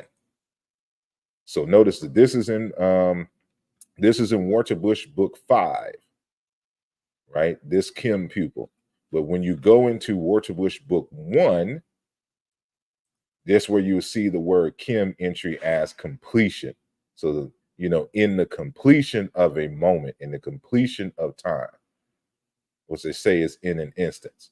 Now, so we're going to get into this second part here. But in order to really use the TLA, let me show you, good brother. When they only have one attestation, you have to come down here and click, you click the digitized slip archives. Well, now we got 12 attestations, but they just ain't copied into the TLA. This is horrible. The boy just said it ain't no word. What does this say right here? Kim. You see, it got a pupil at the bottom. Dipupilly. Dipupilly. I wonder what does that mean. I wonder what does dipupilly mean. These dudes is making shit up. Look. Now, I'm not even going to read the German. He's just showing you right here. It got a rendering of it with the damn hieroglyph. But if you want to say that these sources that they citing, all I'd have to do is just go translate to German and look up Rev 24. And we know right where this is at. You think it's only one of these, or do you think it's 12 of these like they said it is? But he telling y'all, here goes another Kim with a pupil right after it. This is horrible work by this dude. And look, why can I do this so quick if I'm just nothing? And y'all just the super scholars, huh? Well, how come? And he is the Pootie-Tang scholar. So, and we're going to show why. So you notice that he's always strong. He's just hoping that it lands, right? If he was a basketball player, all you would be seeing him is trying to shoot threes and his air balls. That's what Smash is doing. He's shooting air balls at the goal right now, and he's hoping one of them lands. Right? He's just hoping that it sticks and that he could go home with something. We may give him a ribbon for effort. I always want to see a black man succeed, but right now, I've debunked everything that this dude is claiming in this video, and he's still trying to shoot them threes, and it is nothing but air, right? And he has a big arch on that mug too. It don't even look like it's going anywhere in there. Right. You be falsified in under 60 seconds. Do I have to continue? Do y'all see what they're talking about? Do you see the I right here of Umoja or whatever? You see the I, you see the Ra, right? The I, Ra, you see I win, or they're in Thebes, right? Now you see Kim. And what is this? A pupil. Now you see Newt. Now you see Jedet in Watch it. I forgot the name of the eye of Ra. Ain't it like watch it? Yeah, watch it. Because I said watch it. Who watching? Whoever the better revere and revere the rap god. Some shit. So that's how I remember that. Whoever the serious lyricist better revere and something like that. And so now we see, Keep in mind what he said earlier, that I have no awareness that these glyphs and these panels and stuff exist. So let me rewind that part. I'm gonna come back to 205, 206 where we're at, so you can hear him state that I know nothing about this, that I'm using the TLA wrong, that I'm just skipping this information, right? So he think he can mount the argument that at the moment of a pupil isn't a statement in ancient Egyptian. But in order to really use the TLA, let me show you, good brother, when they only have one attestation, you have to come down here and click, you click the digitized slip archives. Well, now we got 12 attestations, but they just ain't copied into the TLA. This is horrible. The boy just said it ain't no word. What does this say right here? Kim. You see, it got a pupil at the bottom. Die pupilly. Die pupilly. Your German is way worse than mine. I'm not even going to fault you at that, because my German pronunciation is bad. So we on the same plane on that. But I just wanted y'all to remember, that he said that I didn't show that. I didn't know nothing about that. These glyphs, right? So this says Kim, and it has the pupil right here. It's talking about eyes. We see all these eyes. Okay? The eye of Ra. And something in Awinu in Heliopolis. Kim Nu Jedet in Uwachet and Chair. Moot. No such word as Kim or Kemet pupil here. Right? Where they're not talking about Kim. See, this is why you pseudo. Because that F-U, they spelt it different. Oh, you getting your brakes beat off you. This is the one you just got through trying to read, and you read the English and didn't even touch the glyphs. Don't that say F-U? See, this is why he fell off. Because the scholars are showing you right here that they wrote the Kim for the I different. Kim. And that's the pupil. Now look over here. Kim. Damn, you weak, bruh. You garbage. You like somebody tried to come to my house back in the day to play Madden, who thought they had a reputation and just got blew out in the first quarter. You hella weak. Pootie-Tang, Pootie-Tang. You teaching dudes shit, and you wrong. Kim. There isn't a word. There isn't even a word. So all of these, Sandro Capo Chi is a bona fide linguist. Bro, you a pseudo. You don't even got no credentials in the field after 20 years.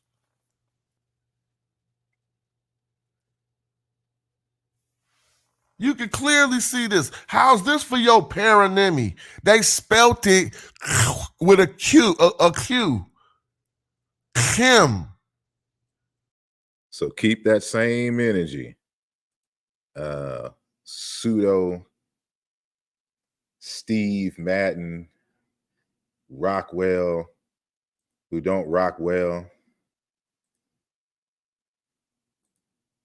Okay, so what have we learned thus far? Why it's important to always read the text, right?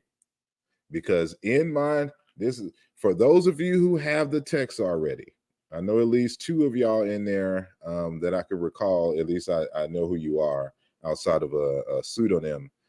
Have my text. So if you go to page 43 of my text, right? notice, so this is after I debunked the whole and let you know that this is not at the moment of a pupil, but in the completion of time, in the instant. All right. So in this second paragraph, after that, I go to the other word in the TLA.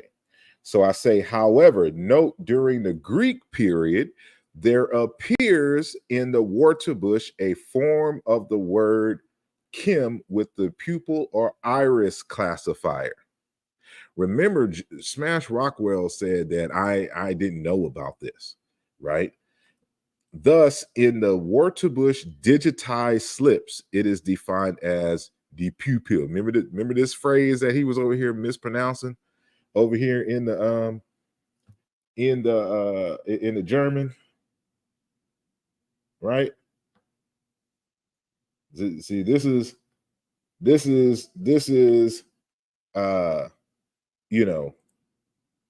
just a shame. So other forms provided are as follows.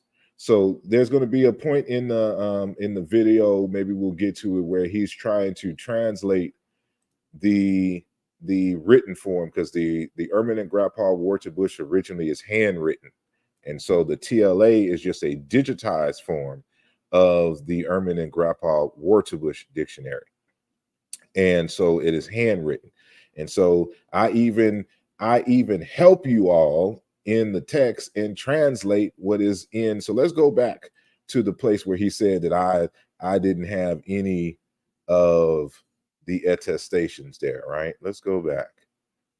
So, because again, when Smash is wrong, he's loud and wrong. So here's the word. So this negrich, right?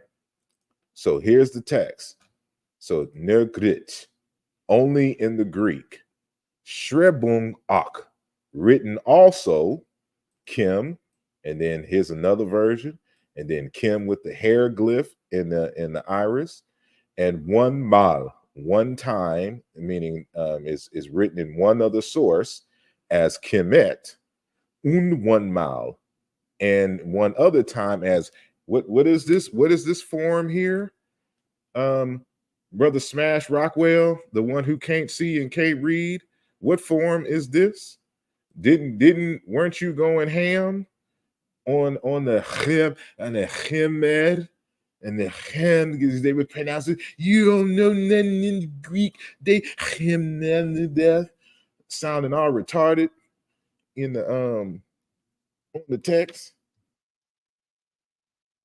Just sorry for no reason. Here it is in my text, page 43, right?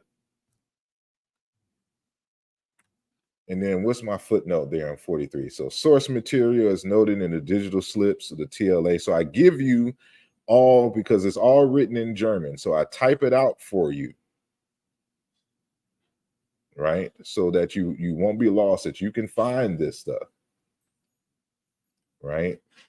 So, and then I continue. At first glance, these would appear to be words for pupil. However, this is a mistranslation by the Ermin and Grandpa Wartabush. These are simply words for black, as evidenced by the phrase Kim in Jafed. So remember this. This is what Capo Chichi tried to use in refutation of Jean-Claude Mboli, right? Das Schwarz der People des Wajiges, the black of the pupil of the Wujat eye, right? So this is the Greco-Roman attestation. So this is the phrase, right? It's not Kim pupil, it's Kim and here's my source. So references, it gives its own references, but let's go to page, footnote 54. So where's my footnote 54? See Christian let Lexikon der Egyptian Gatter Basenschnugen, right? And so which one is, so 2002, page 286.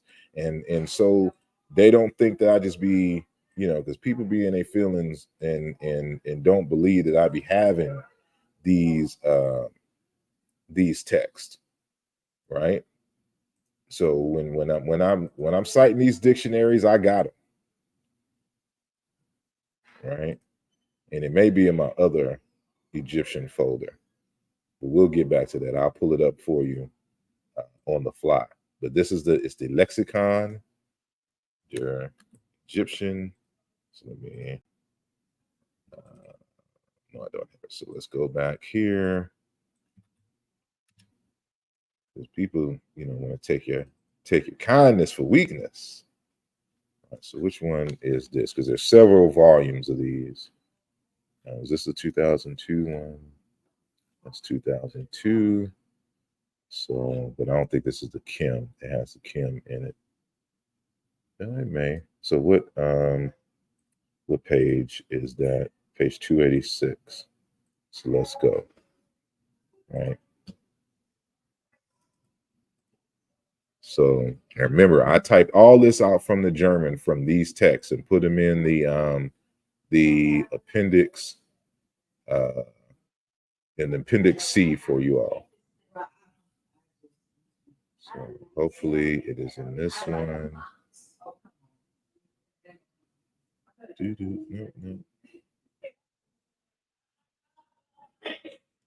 So, nope, it's not this one. Let me go here, because it's several volumes of these.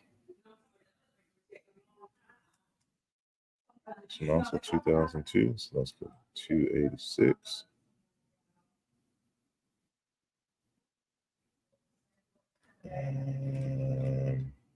Nope, not this one. Here we go. Let's go to 286. Let me make sure that I'm getting it right. Yeah, 286. So we got time today. So y'all gonna hang with me today. And he, in the words of Loaded Lux, about to get this work. Right. People think because I don't respond to every video. Oh, let's go down. No, it wouldn't be in because it would be before the end. Oop.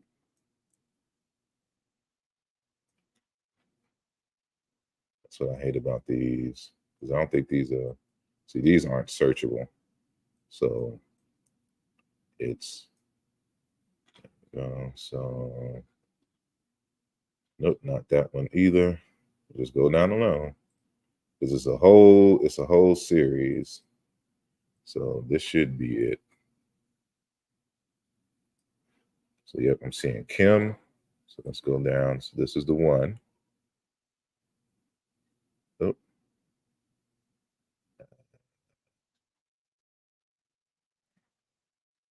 Oop, I went too far. So this is, if you don't have the text and you don't speak German or read German, the all the Kim entries are in Race and Identity in Ancient Egypt, Volume 1 in Appendix C. So this is 285, and then we go to 286. So here is the entry, so that y'all can't say that I'm making stuff up. So here is the entry, right? And this is exactly what you see here. Right. So this is the source. This is it in German, and then I translate it for you in English. And so this is exactly what the source material says. The black of the pupil of the eye. The word for pupil is jefed. That's this word right here, not this, right? And so there's something else, and I'm gonna leave it to y'all to read the text, because I show you in the next example there's different ways in which in the Greco-Roman time they're using these different classifiers in the words in association with other words and especially deities. And so that's what this conversation is here. But you can see in the source material that this is not Kim pupil. This is the word for pupil in the phrase. It's the word black of the pupil. Kim ni. And this is so-called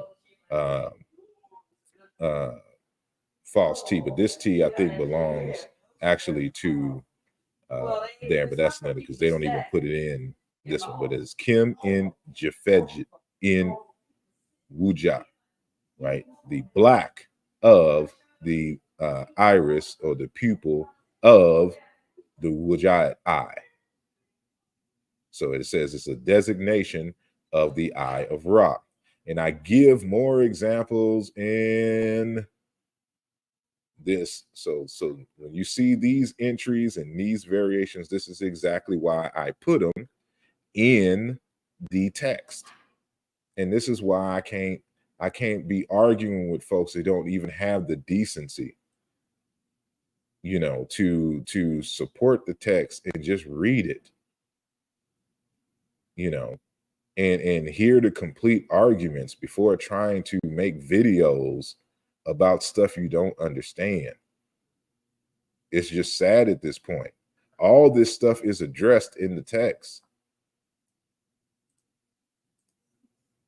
But he would know that if he actually read the text. Now, I'm not even going to read the German. He's just showing you right here, it got a rendering of it with the damn hieroglyph. Exactly, because it's not the word for pupil, it's just the word for black. And this text here gives you all the citations and the various examples, and it show you that it's just the black of the eye. So here's another one, the black of the eye of Ra. But you see here with the hieroglyph, right? And so when you're dealing with these Greco-Roman periods, you have to be careful because they did a lot of things differently in the Greco-Roman period. But see, this text here gives you all the sources, many different forms in which the word Kim and Kemet is used.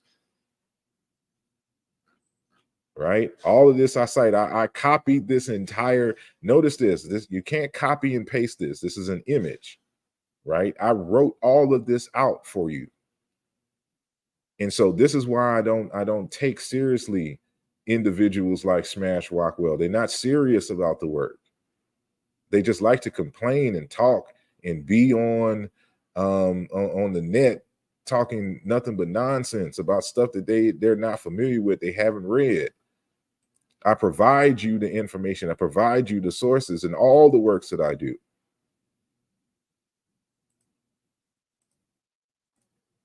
It just gets worse because he's going off on this tangent and hasn't even read the source material.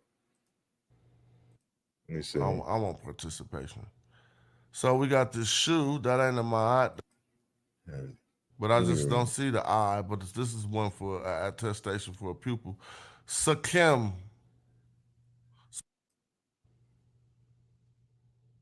That's disrespectful. So hold on. Even see, I asked him for the rights. Now look. So here's the part of the conversation where he believes that I'm responding to his email exchange with Capo Chichi. And again, I already debunked this part of the conversation because it is based upon the actual post that Capo Chichi made on the blog that I'm responding to. Not because again, this stuff was written way before any knowledge of their exchange. Because again, the world does not center around Smash Rockwell. You're not that serious for me to be worried about and considered all the time. I'm just tired of this narrative. No, we're not having to sit down. He's not serious about the work. And all he's going to do is make videos and complain and cry. And he can have the last word. The work must continue. Right? Maybe Smash It's just full of it. And Asar is right. Now, hold on, I'm almost there.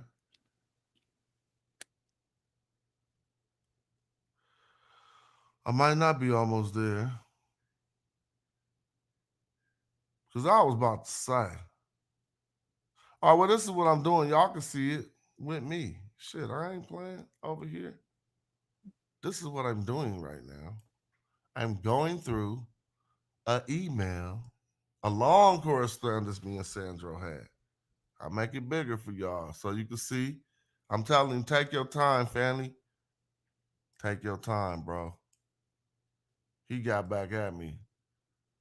Look. Now look. Here go the article that he wants so bad, but I never made it public. So go on the screenshot the long string.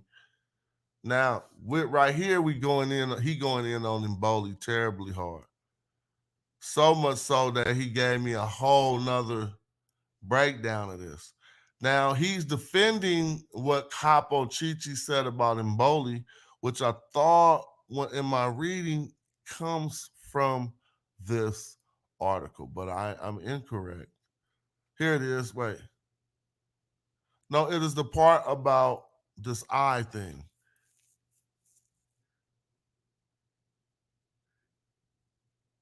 But y'all can clearly see it all right here.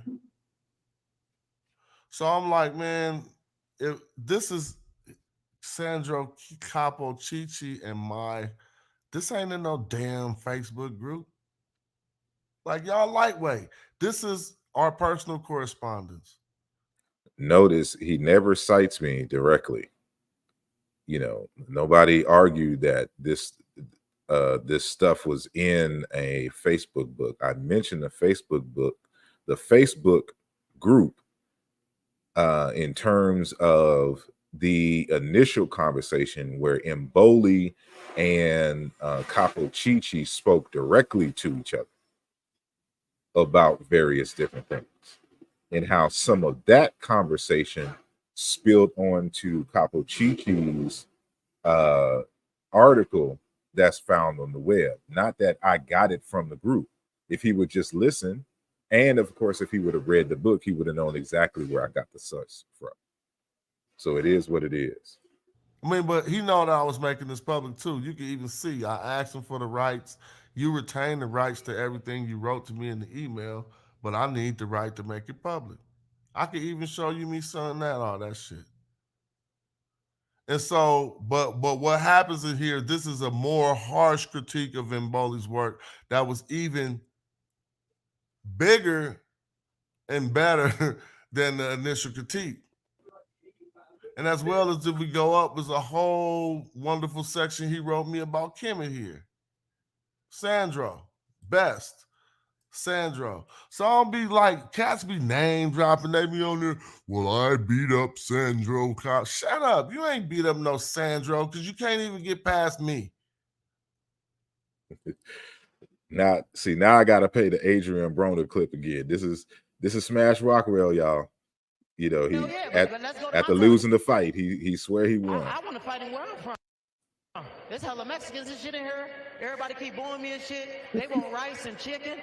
I want some motherfuckers that want some conies around me. Hey man, fuck all that. Fuck all that. Man, let me see the mic. Hey, I beat Hold on. I beat your ass. Look at his face. It look like I beat him what they beat my Martin Luther King with, man. We went at Smash Rockwell in action. That's gay. Going at it is gay. I beat your ass like you stole something. I beat your ass like you got suspended from school. I beat your ass like you stole my ball, nigga. You bruised up. You need peroxide and alcohol. Your face on 6'9" right now. You a blood. Y'all know I beat him, man. No homo, man. I won that fight. Point blank, period. So even you think I beat him. Hold on. I was connecting with rights too. Was you watching? Did you got cataracts? Your eyes fucked up? Did you see? No, they're not. You're a different fighter with that different suit on. Did things change when you changed that old ass suit?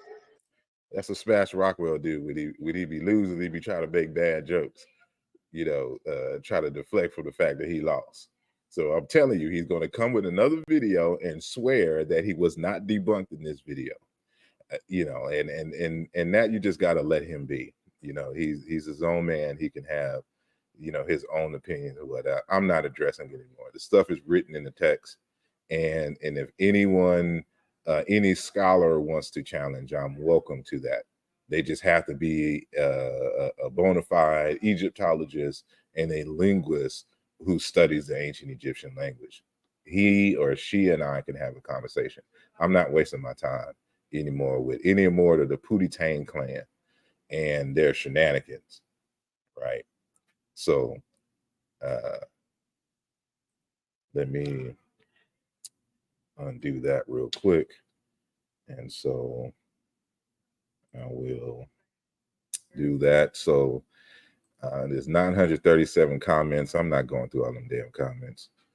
I just have to catch it on the replay or something to that nature. So, he continues on with some more BS, but I think after that it's just, well, let me go skip to this part. Let me see what he's talking about here. So to my knowledge, there hasn't been an analysis or a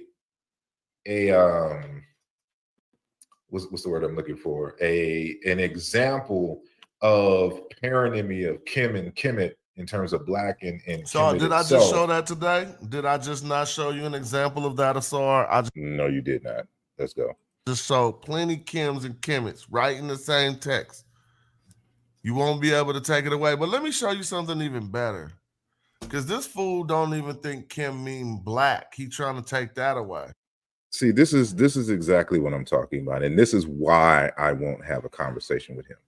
I have been saying for the last 11 or 12 years to this fool that I am not arguing that there is no word Kim, or there's not a word in the ancient Egyptian language that is written in the hieroglyphic script with the consonants K and M that doesn't mean black. But he refuses to understand what that means. Right? I've never made that claim.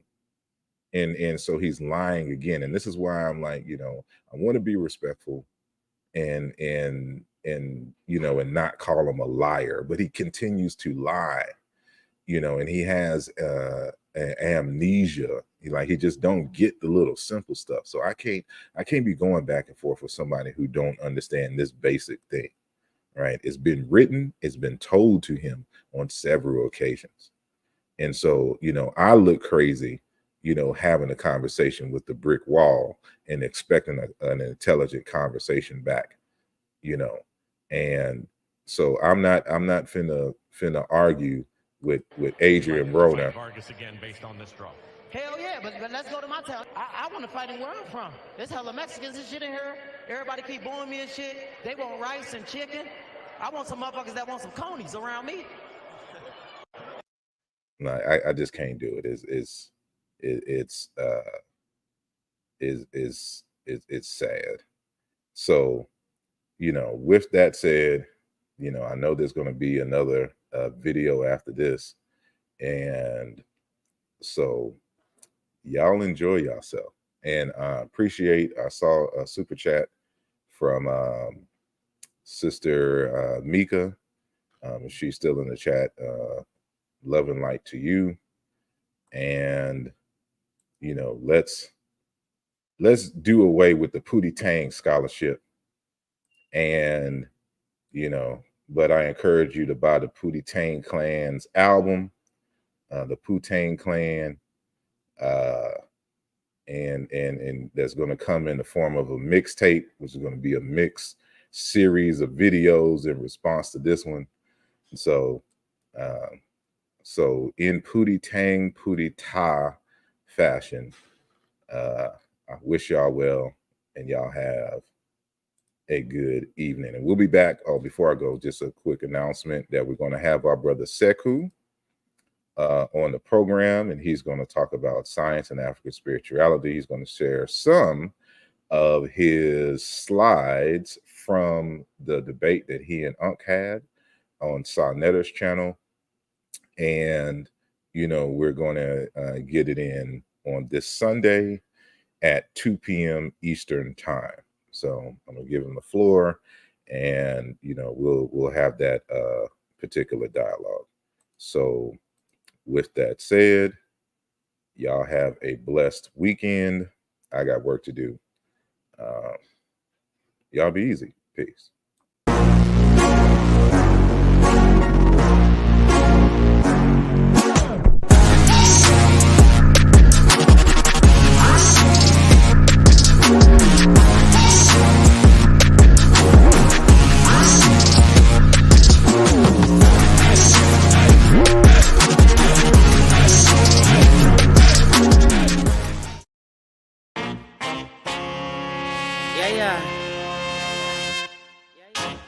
Tokyo wanna those that what's up? Feeling like I dropped the draw for in part uno.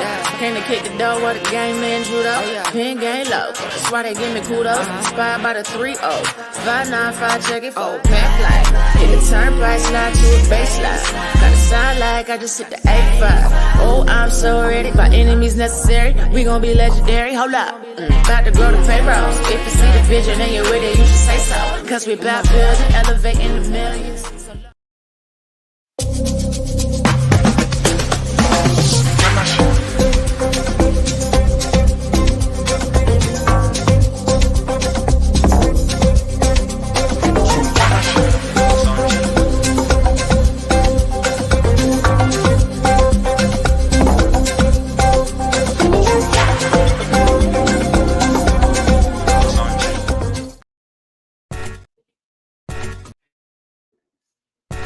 Kush TV presents Sankofa, The Future of Black History, a unique Black History Month online series exploring all dimensions of time as we chronicle the Black past, command the Black present, and empower the Black future.